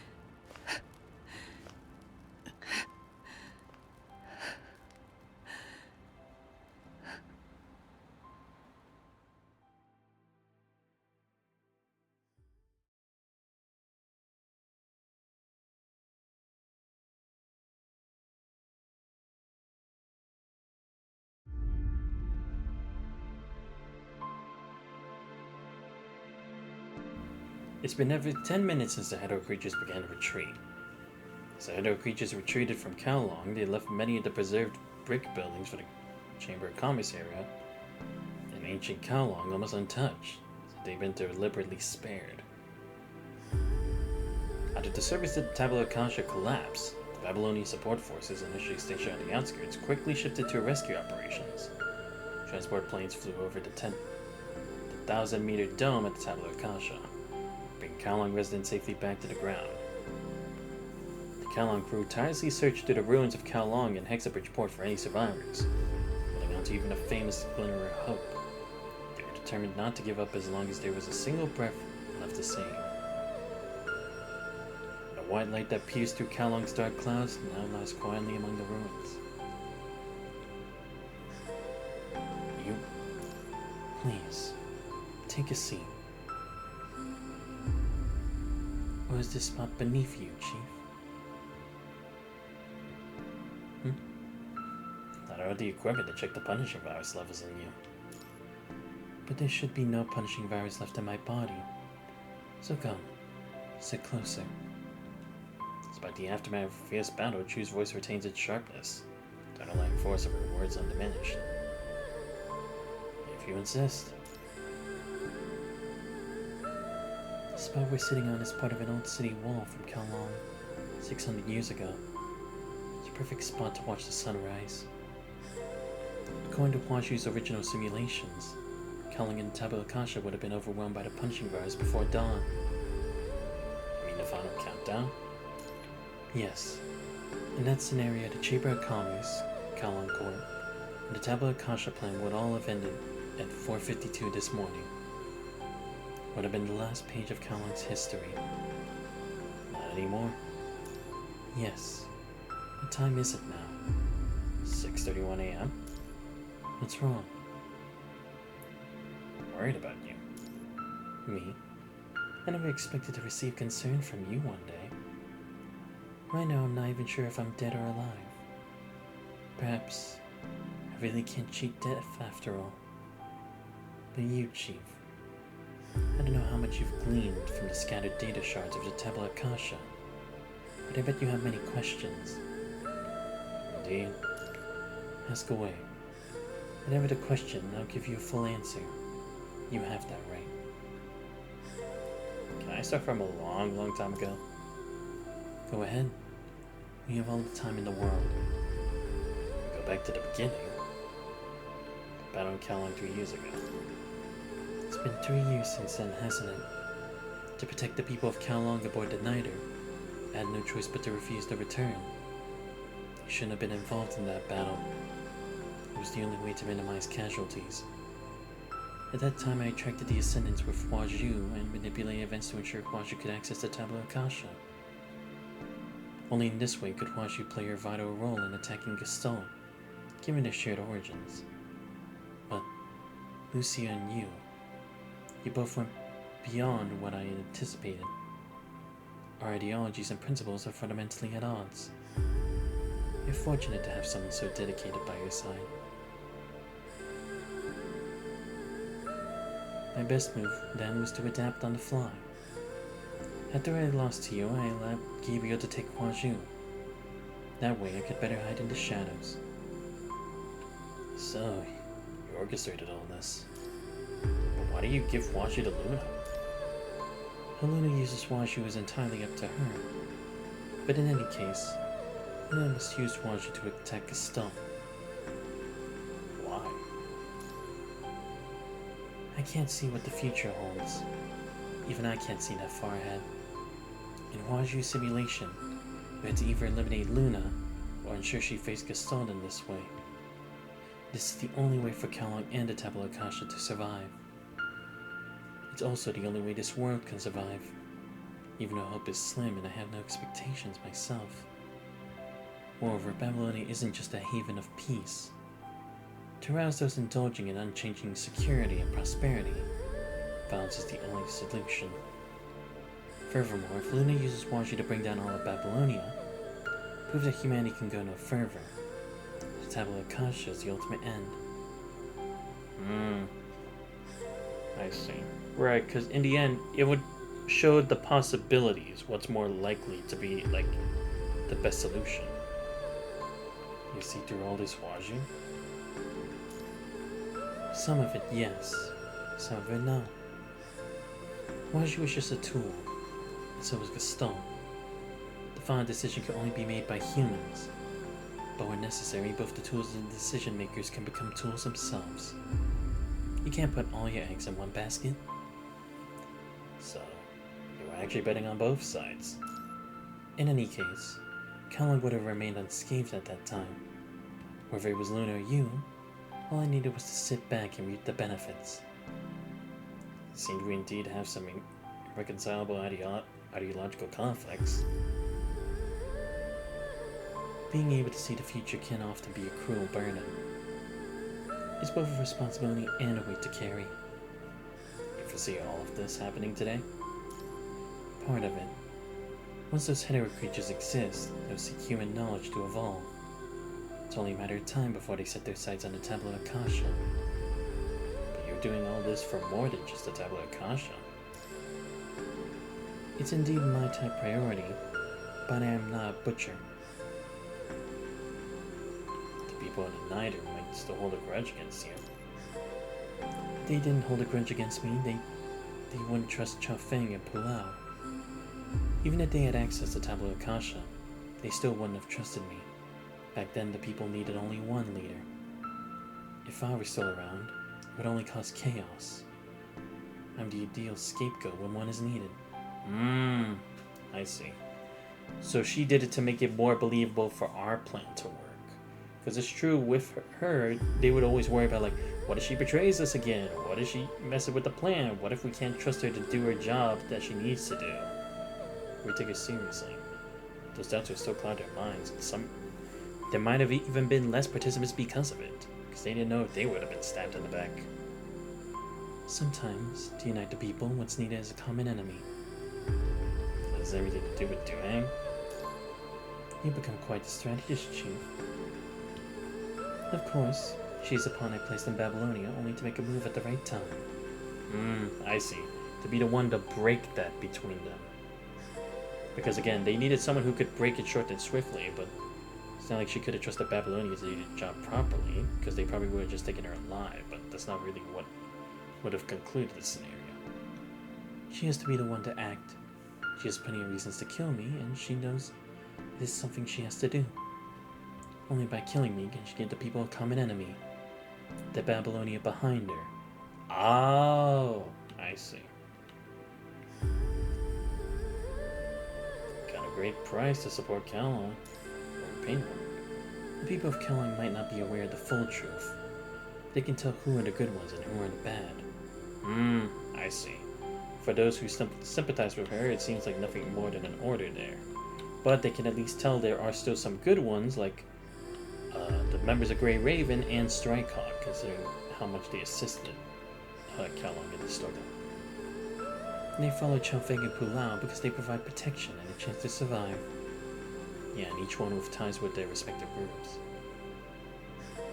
Just as they will surely follow you because you will keep fighting, no matter what.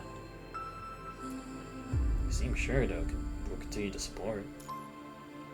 You're sure I'll do it? Yes. Why? Simple question. Because it's you. Perhaps in this world, apart from yourself, I'm the one who knows you best.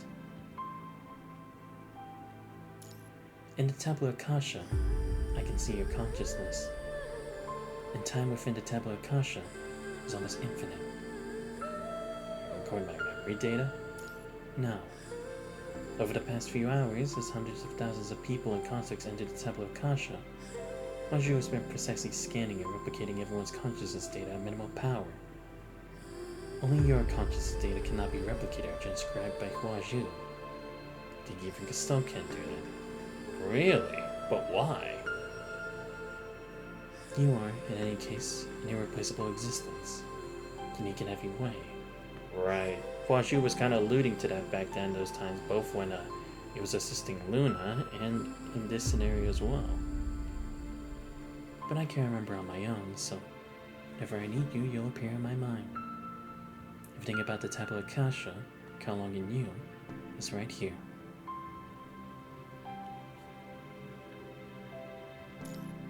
You've treated all of us like pawns. Everyone is a pawn. For my goal, I am willing to pay any price, even if it means sacrificing myself. What about the residents of Kalong? Treat them as pawns too. I'll remember the names and stories of everyone. You have blood on your hands. It is a responsibility I must bear, and so must Kalong. No matter life or death, reality or illusion, no matter the cost. There are always things that can't be written into history, Chief. She's not wrong.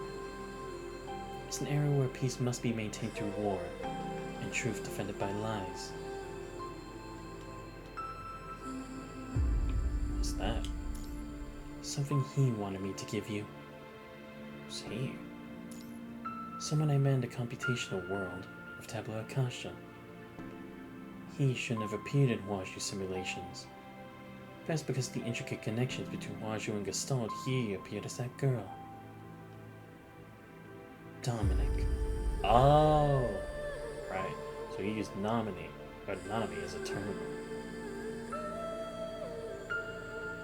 If we say that countless people once forged the backbone of that era with their duty and ideals, it was Dominic and the Science Council who refined its soul with their intellects, so humanity toward distant stars. Do you two know each other? You could say that.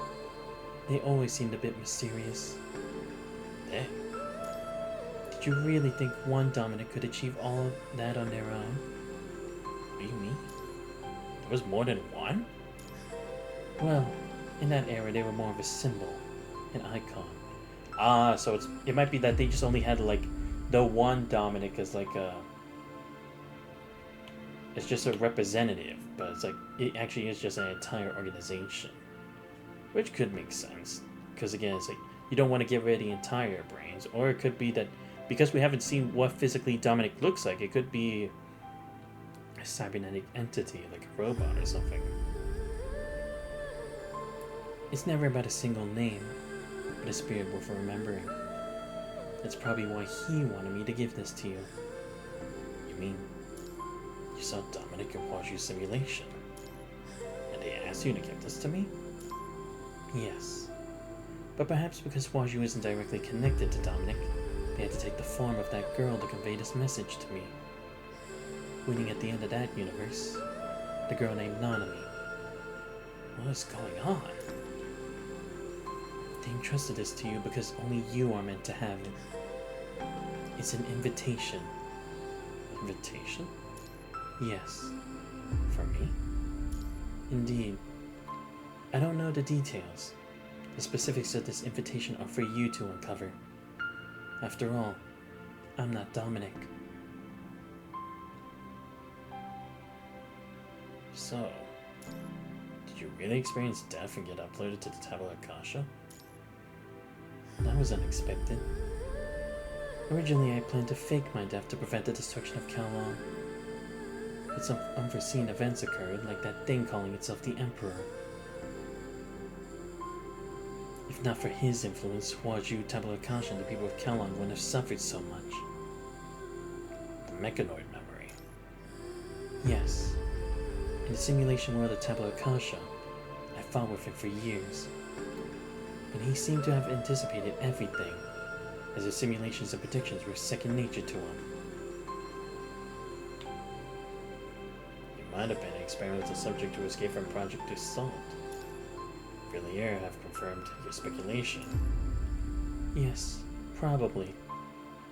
That's why I said, whether it's reality or virtual, life or death, no matter the cost. And enough. Let's leave the remaining issues to time. The sun is about to rise, Xanthos. Our civilization was once as brilliant as the sunrise. Rise again. The hesitation, no doubt. That's you.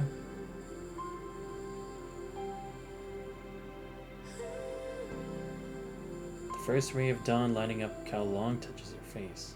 For the first time, a smile of happiness appears on her face. Yes, it will rise again.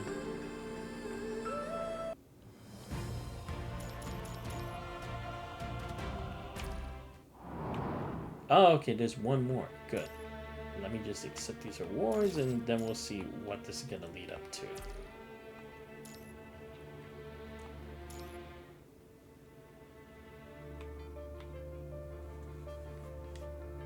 It's been 9 hours since the hetero creatures completely retreated. Among the 643,729 registered residents under the Nice jurisdiction, 2,451 died as Kowloon crew in battles before the evacuation to the underground city. 248 sacrificed themselves in the operation to reboot the light wall. 14 in the Overload cold fusion reactor operation. 20,227 perished or went missing during before relocating to the underground city of Tabula Akasha. Support from Babylonia and permission from Lady Chu, the residents of Kowloon were able to move to the underground city of Tabula Akasha. After relocating, the Kowloon crew suffered 1,265 casualties and 26 went missing in the underground. Of the more than 610,000 people who relocated to the underground city, 17,986 tragically died or went missing. By the time the situation stabilized and the hetero creatures uncorrupted retreated, Kowloon still had 598,512 survivors. Overall, Kowloon suffered 45,270 casualties in this battle. About 75% of the buildings were damaged in the north and south districts of the Hexabridge port. At the time of the evacuation to the North Port District and the underground city meant only about 10% of key civilians and industrial facilities were damaged. So normal life and production resumed quickly. The Nider, docked in the inner Port Fjord, sustained minimal damage from the punishing virus. Additionally, over the past few hours, Kowloon has received increasing support from the ACA and even the Forsaken, enabling the quick repair CPF. Almost no traces of the punishing virus remain in the city, apart from a few devastated areas and some remaining mechanoids. Virus levels are extremely low. Whether it's illusion or reality, life or death, no cost is too great. No war can shatter Kowloon's will to survive. Lady Chu said so, and I firmly believe it too. Someone is helping us.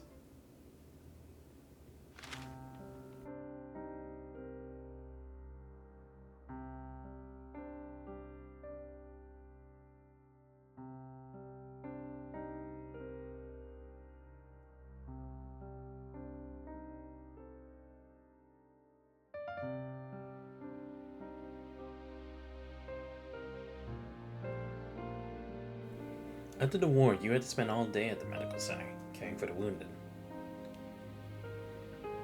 Mr. Gao, who had been treated in the ancient city of Tabula Akasha, died in front of the factory equipment storage, not surviving long enough for the Kalon crew to arrive. However, the equipment was left unscathed. Sue never appeared again, and who never saw her thereafter. The official records of the Kalon crew, Sue was listed as missing.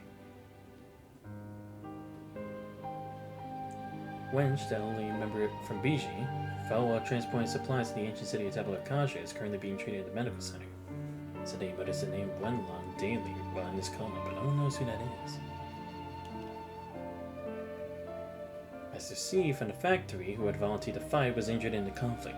Fortunately, all his adopted children survived, declaring these subsidies for the Kalon crew and chose instead to silently work on various pieces of equipment in the factory, channeling his grief over his son into his work. Mr. and Mrs. Hay, as warm-hearted as ever, teamed up with shopkeeper Shu for the grain store to deliver food door to door. Of course, all they set up was so busy that the post nearly burned through. The pots, I bet. Yeah, even funny the way they could. As for Mom, you know, you really take after your dad. You're a lot like your mom too. From what I remember, they were always busy with their duties and didn't have much time to spend with you, so you were left in your grandfather's care. But they truly love you deeply. Your grandfather was the same. He never told me stories about Dad or Mom. He only told me that Dad was a qualified soldier, and Mom was an excellent worker. That's enough, Gigi. Because he himself was also a qualified warrior. So are you. The only difference is, I think, in the last moment, he was a qualified father and grandfather. Dearest granddaughter, by the time you read this letter, I may no longer be part of this world. I implore you to cherish your life. You're young and overflowing with energy. You can't waste such youth on the battlefield. If someone has to die, it should be us, the aged and weary. I fought hard when I was young, battle after battle, hoping to forge a better future for you. But I must admit that I fell short of this dream. So I try my best to let you live happily in this terrible era. The vitality of youth was something I once took pride in, back when I could shatter 4 bricks with a single punch. See the same spark in you. Survive, my child. It's not just a hope, something I know deep in my heart you're capable of. So I was buffing there. It's what you had to say. Oh no, it wasn't really anything important. But I was just saying, like, I can agree with it. But a simple man, my greatest wish is to see you live a full life. Oh, light wall's starting to shine. It's going to get hot. Farewell, my dear child. 2 people separated by an era. The only kin they each had left. Embrace and weep among the ruins of Kalon.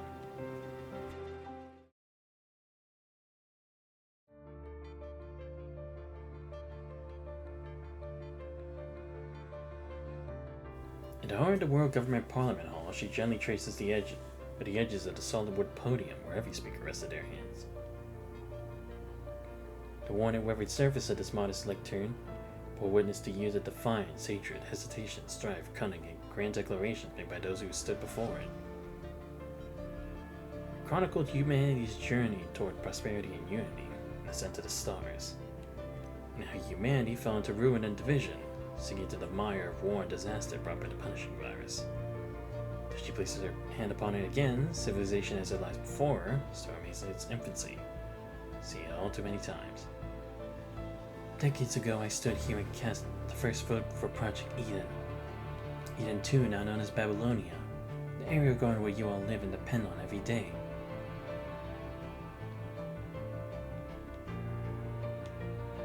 This is the IK-9000 model screw, the most commonly used in the construction of Eden 2. Only the factories in Kalon can produce such high-strength components. On the lunar base, when the first screw was turned in the construction of this migration ship, you call that era the Golden Age. In that era, people were willing to sacrifice everything for a shared lofty vision, even themselves. Back then, those in power were focused solely on the future of human civilization, not on individual gains. Back then, humanity had the courage to risk everything and give up everything, all for the sake of a grand ideal. In that era, our vision and courage embraced the history, the present struggles, and the future glories of human civilization. However, today, the illusion of peace and unity has sapped Babylonia of its momentum. Most of you no longer wield your power to preserve the continuity of civilization. You once envisioned a future with civilization as the cornerstone, but now many are primarily chasing personal gains. This is the fundamental difference between you and me. This place is straight far from what Trillard and his successors envisioned as the unifying bond for humanity. But Kalong will continue to cooperate with Babylonia. Within the Clean Zone, Kalong, and beyond, we will integrate Kalong's vast territories with the Clean Zone as per our agreement. I acknowledged the world government from this podium before, and I continue to do so today. However, Kalong, my people and I will not relinquish any rights we deserve. I would not retract my words, just as I did not before Trillard. And let it be known, if Babylonia or the world government dares threaten my people or the security of Tabula Kasha, I will destroy Babylonia, whatever the cost.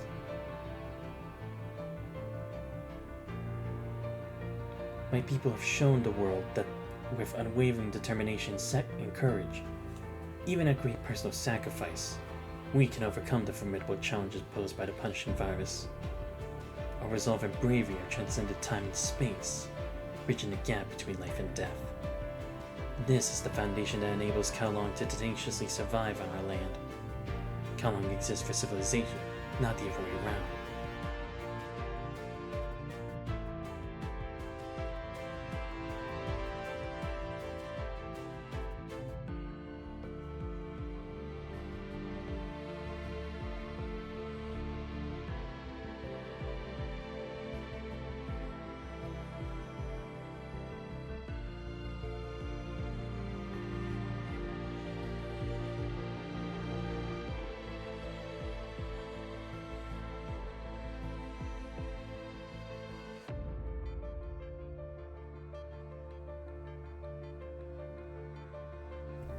Only with such profound determination and courage can we infuse history with the essence of civilization, rather than merely clinging to the remnants of its end.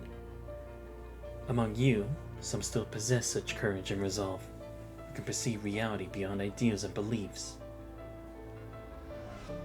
You cast your gaze in your direction, acknowledging your presence at the assembly even though you're not a council member. In the past, Kalong united the world and civilization like this screw. I am committed to collaborating with such individuals, and so is Kalong. And as I understand it, some here are ready to speak up now. After Miss-Chu verified its content, we have submitted this document to the Parliament. Report on multiple illegal scientific research and personnel violations by the Science Council, Kurano, and the world government. Alright, because we didn't have a chance to actually be able to reveal it now, right? But with Lady Chu, who was actually present for all the legal stuff, we can finally have a say in this. Asimov rattles off this lengthy list of names in a single breath. There's gonna be a lot of people here. As Asimov emphatically announces the report's titles, several uneasy council members immediately stand up, including Kurano, the world government, and most of the secret research of the Science Council. This is a colossal lie dating back to the Golden Age, involving numerous individuals. Objection! As its chief technician of the Science Council and a member of the World Government Parliament. As for the Grey Raven Commandant from the Babylonia Task Force, we're committed to unveiling this deception to both the world government and the entire world.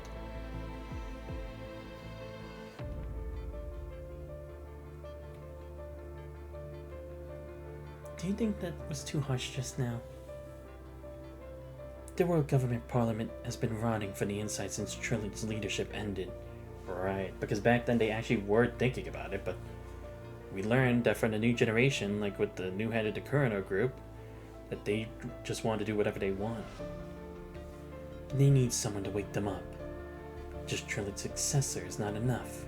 Right, because that was the same. It wasn't just Trillard, it was Hans, it was Watanabe's instructor, the ace pilot guy. All of them worked together to try to make a difference.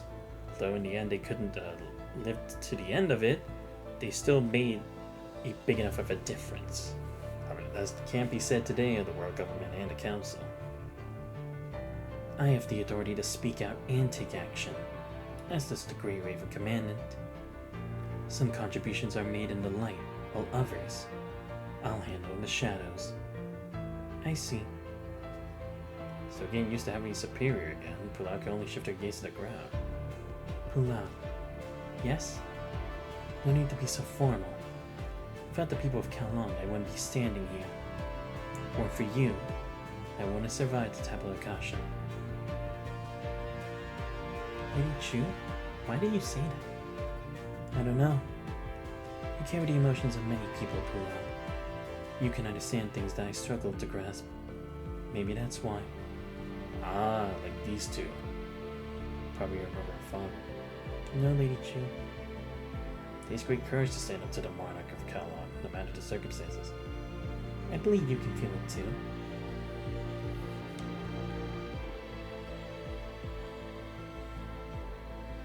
We'll be here with you. We'll also be here with Kalon. Gaze returns to the devastated Kalong city.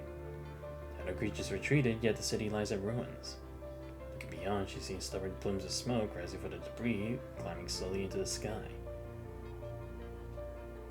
I owe the city and my people too much. But surely this city will return to its former glory, once again becoming the center of the world and the beacon of civilization. I will make it happen. Kowloon will make it happen.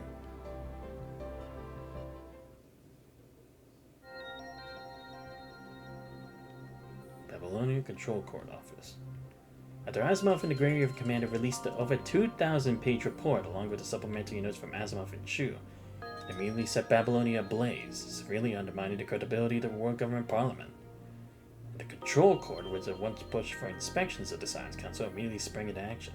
Ah, yeah, because they kind of do have to cover their tracks. So, like, how the fuck could you have let this happen, you know? You don't need to worry about the language used at the press conference for the World Government. That is the job of the Diplomatic Court or the Executive Court. There are so many, really. The history since the Science Council was established is thoroughly documented here. We just need to find what we're looking for. I'll leave it to you. So what exactly are we looking for? About the Gestalt. Leslie, give me the section of the report on Kowloon. The report by someone named Chu? Sorry? According to the Science Council's judgment, this construct can no longer be classified as a transcendent. Is there really a technology that can remove the punishing virus from a transcendent? Perhaps there is. What do you think the punishing virus is? Why such a fundamental question all of a sudden? I don't know. What do you think the things that fill our bodies are? Vital fluid? Tantalum copolymers? In circuit components? Smaller. Then its various chemical elements, molecules, and atoms down to basic particles? More abstract. Let me think. Could it be information? I was just saying it casually. After all, from human DNA to atomic structures, even human consciousness, it's all a form of information. It's just different expressions of information that determine the differences we see now. That is indeed quite abstract. Energy is conserved, and so is information. When the punishing virus leaves, our energy and information need to fill the void left by the virus. As long as there's enough information, it's not impossible to squeeze the punishing virus out of space-time. The real question is, whether there's a scenario that could provide enough information to actually squeeze out the punishing virus. You mean... Again, I was just saying it casually. Leslie, give me the report on the Great Evacuation. It seems you really fit the stereotype of the Science Council's first division. The Great Evacuation. Your we trace back to... Dominic. What's wrong? There are still some things that are unclear. I thought you knew everything. Records about Dominic are indeed scarce. What hidden secrets does this hero of humanity still hold? Yeah, it goes back to that still. Somewhere. Secluded mountain forest flickering with short circuits, the Meganoid slowly rises. Deception is his forte. See his father, his god, his kin, and his leader. Likewise, he can even deceive death. Shell partition. Awesome code, but no big deal. Damn Huaju. Damn humans. They won't leave me alone even after death. What? Oh, wow. Nanami actually is here. Damn. Our savior. Our sage. Are you here to tell me that my actions don't align with your teachings? I've told you before. Mechanites should no longer harm humans, nor their own kind. I'm an apostle of your mechanical will, walking your mechanical path, spreading your mechanical gospel. Stop lying to me, Schulz. I know everything. Yes, you are the omnipotent lord, our sage. To think, you would even ally with those hetero creatures. You know too, don't you, sage? Human DNA, or souls, the punishing virus. The essence of everything in this universe is information. The difference lies in how that information is expressed. No one can escape the lure of information. Our souls crave it. The punishing virus craves it as well. But the punishing virus does not hinder our true cause, does it? Never expected. Those who have died would use equivalent information to displace the punishing virus information residing in space-time. If it weren't for those dead, that big king I killed wouldn't have revived. Xavier already told me everything. Oh, I see. What I can tell, he would know quite a bit about me. All his memory should have been wiped when he was dumped in that cold, filthy dump. He learned it from that human named Villiers. Villiers? Ah, Villiers. What a good name. Also a traitor to his own kind. Hatred isn't our path. Not only that, you betrayed our comrades. You talking about that hypocrite in human skin. Xavier stripped all your logic blocks on from Han Ying's body. She's safe in the church now. What a pity. But it's even more of a pity for you, Sage. Haven't you seen it too? Those crimson waves, the deadly cold, the steel torrents. When you've seen the future that should be ours, the world built by mechanoids. Do you really want to stay at the cold, empty edge of the universe, forgotten forever? This isn't a price for me. Then the future of our comrades, is that not a price for you? Enough. Nanami no longer wants to listen to him. Schulz, who constantly changed bodies and devoured others, as long as it's shattered in mind and soul. Malfunctioning mechanoid flickering erratically seems to be in a strange state of delirium. Your comrades, harmed humans, and even collaborated with the punishing virus and hetero creatures. These are things Nanami could never tolerate. You can't stay here any longer. I'll take you back to the church. No matter what future I've seen or what direction humanity takes, it won't be one filled with hatred, devoid of love and hope. I love this planet. No matter what, I won't let it fall into corruption and darkness. Okay, good, because I was wondering if we actually beat him. You saw it. Yes, this will figure it out. It took them over 30 years just to discover that the essence of the punishing virus is multidimensional information. And expecting humans to manage mimetic pollution will just be even more unrealistic. But as I mentioned, the solution to fully addressing the contaminating mimetics lies in the city. From the mimetic that documents and safeguards the information of human civilization. You're referring to the Tabula Akasha. Exactly. Before the Tabula Akasha project started, you proposed a similar possibility to Kowloon. I made extensive preparations, and that was just one aspect. Only Kalong has the determination and persistence to see such a project through. Oh, right, the project he had mentioned to True, I see. So that's what really started. Because I was like, could they really have envisioned such a thing like the Tabula Akasha? Because Waju, that was kind of influenced by Villiers' experience with Dr. Landau, and project is stalled. But then how would they have replicated it on the Lady Chu's side? The Tabula Akasha. Now, the reference plan is in place. Clearly, using the Tabula Akasha as a model will only be effective after it's finished recording the entire history of the planet and civilization. The momentum created from the dense information of the Tabula Akasha can then neutralize the pollution. Recording this volume of information will take at least 272 Earth years. Due to the current situation, this time frame is likely to extend even further. Right, yeah, because in the end, it's like, it's still taking all it can just to have all the information on Kalong. The whole world? That would definitely be much more difficult. Especially processing and integrating it. In this universe, everything must adhere to the law of conservation of energy. There must be something that can transcend time and space, exceed the speed of light, defy gravity, and transmit information. You mean her? Yes. It's far from practical, since the water won't quench immediate thirst. Only mechanoids that have evolved into complete souls, uniting their kind, can potentially counteract the contaminating mimetics. This will take at least tens of thousands of years. You're right, we don't have much time left. Right now, my only advantage is that those who manipulate time and dimensions, they haven't noticed me yet.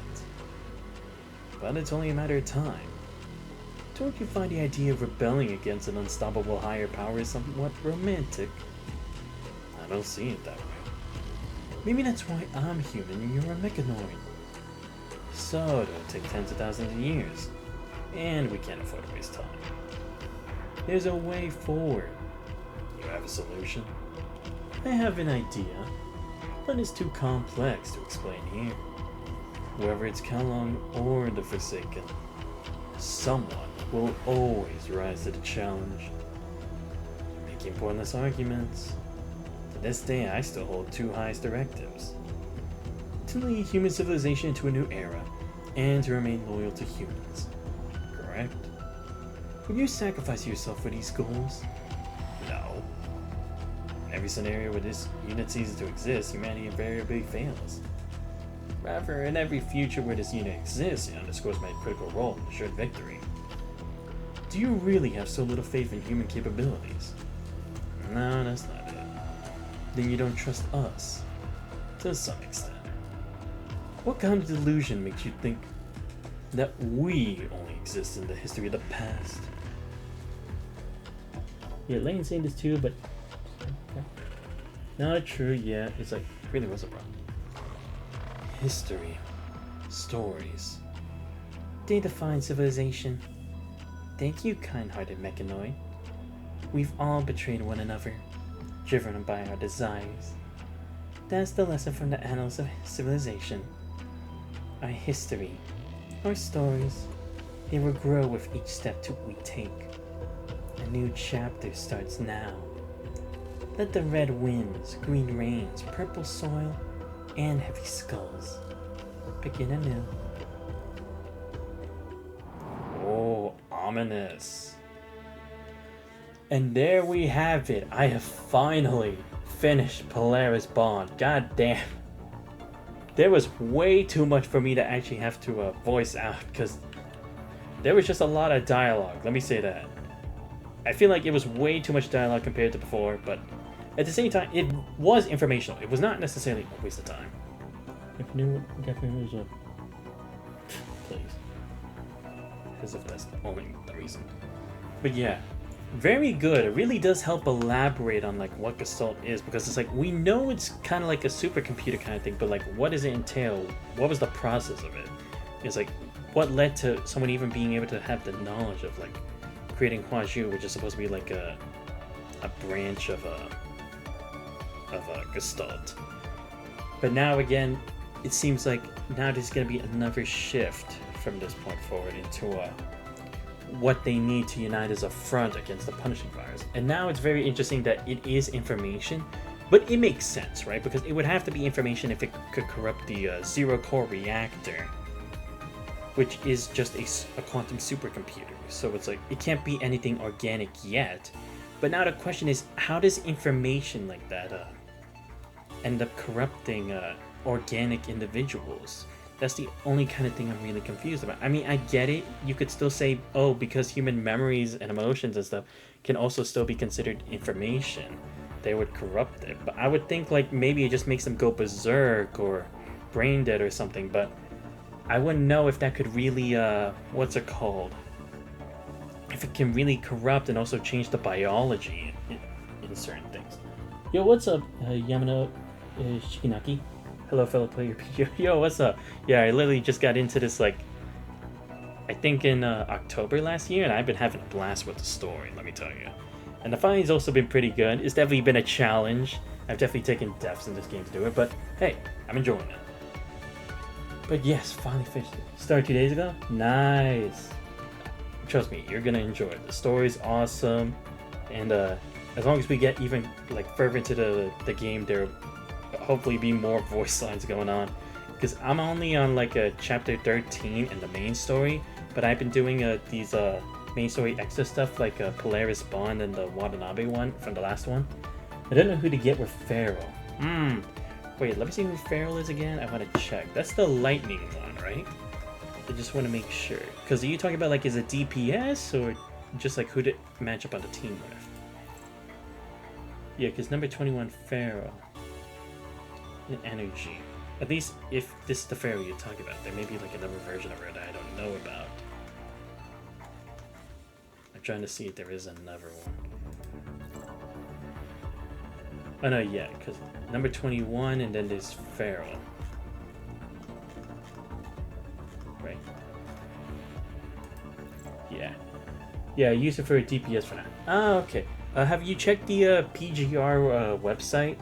I don't remember if it's like a Reddit or something, but if you go check that link, it shows you like the memories, and I think it also shows team compositions. I could be wrong.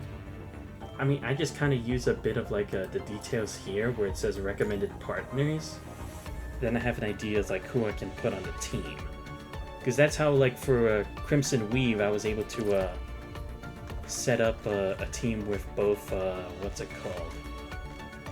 For that team, I have Liv Lux because she's electric and healing, and for the Shielder, I have Chrome Arclight because he's a defender and he has the lightning.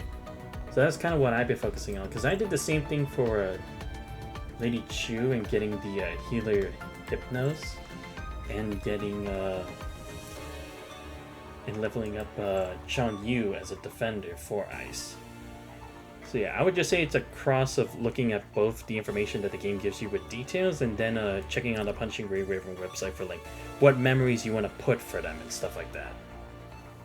But yeah, don't worry. I'm still also kind of new to this. I don't know absolutely everything. My senpai is Guardian Soulblade. She's been awesome. She's been helping me get tips and everything on like how I move forward with the game, how to do quick leveling, and all that kind of stuff. So yeah. But anyway, guys, that is going to be the end of the stream for today. Finally, I finished this part of the game.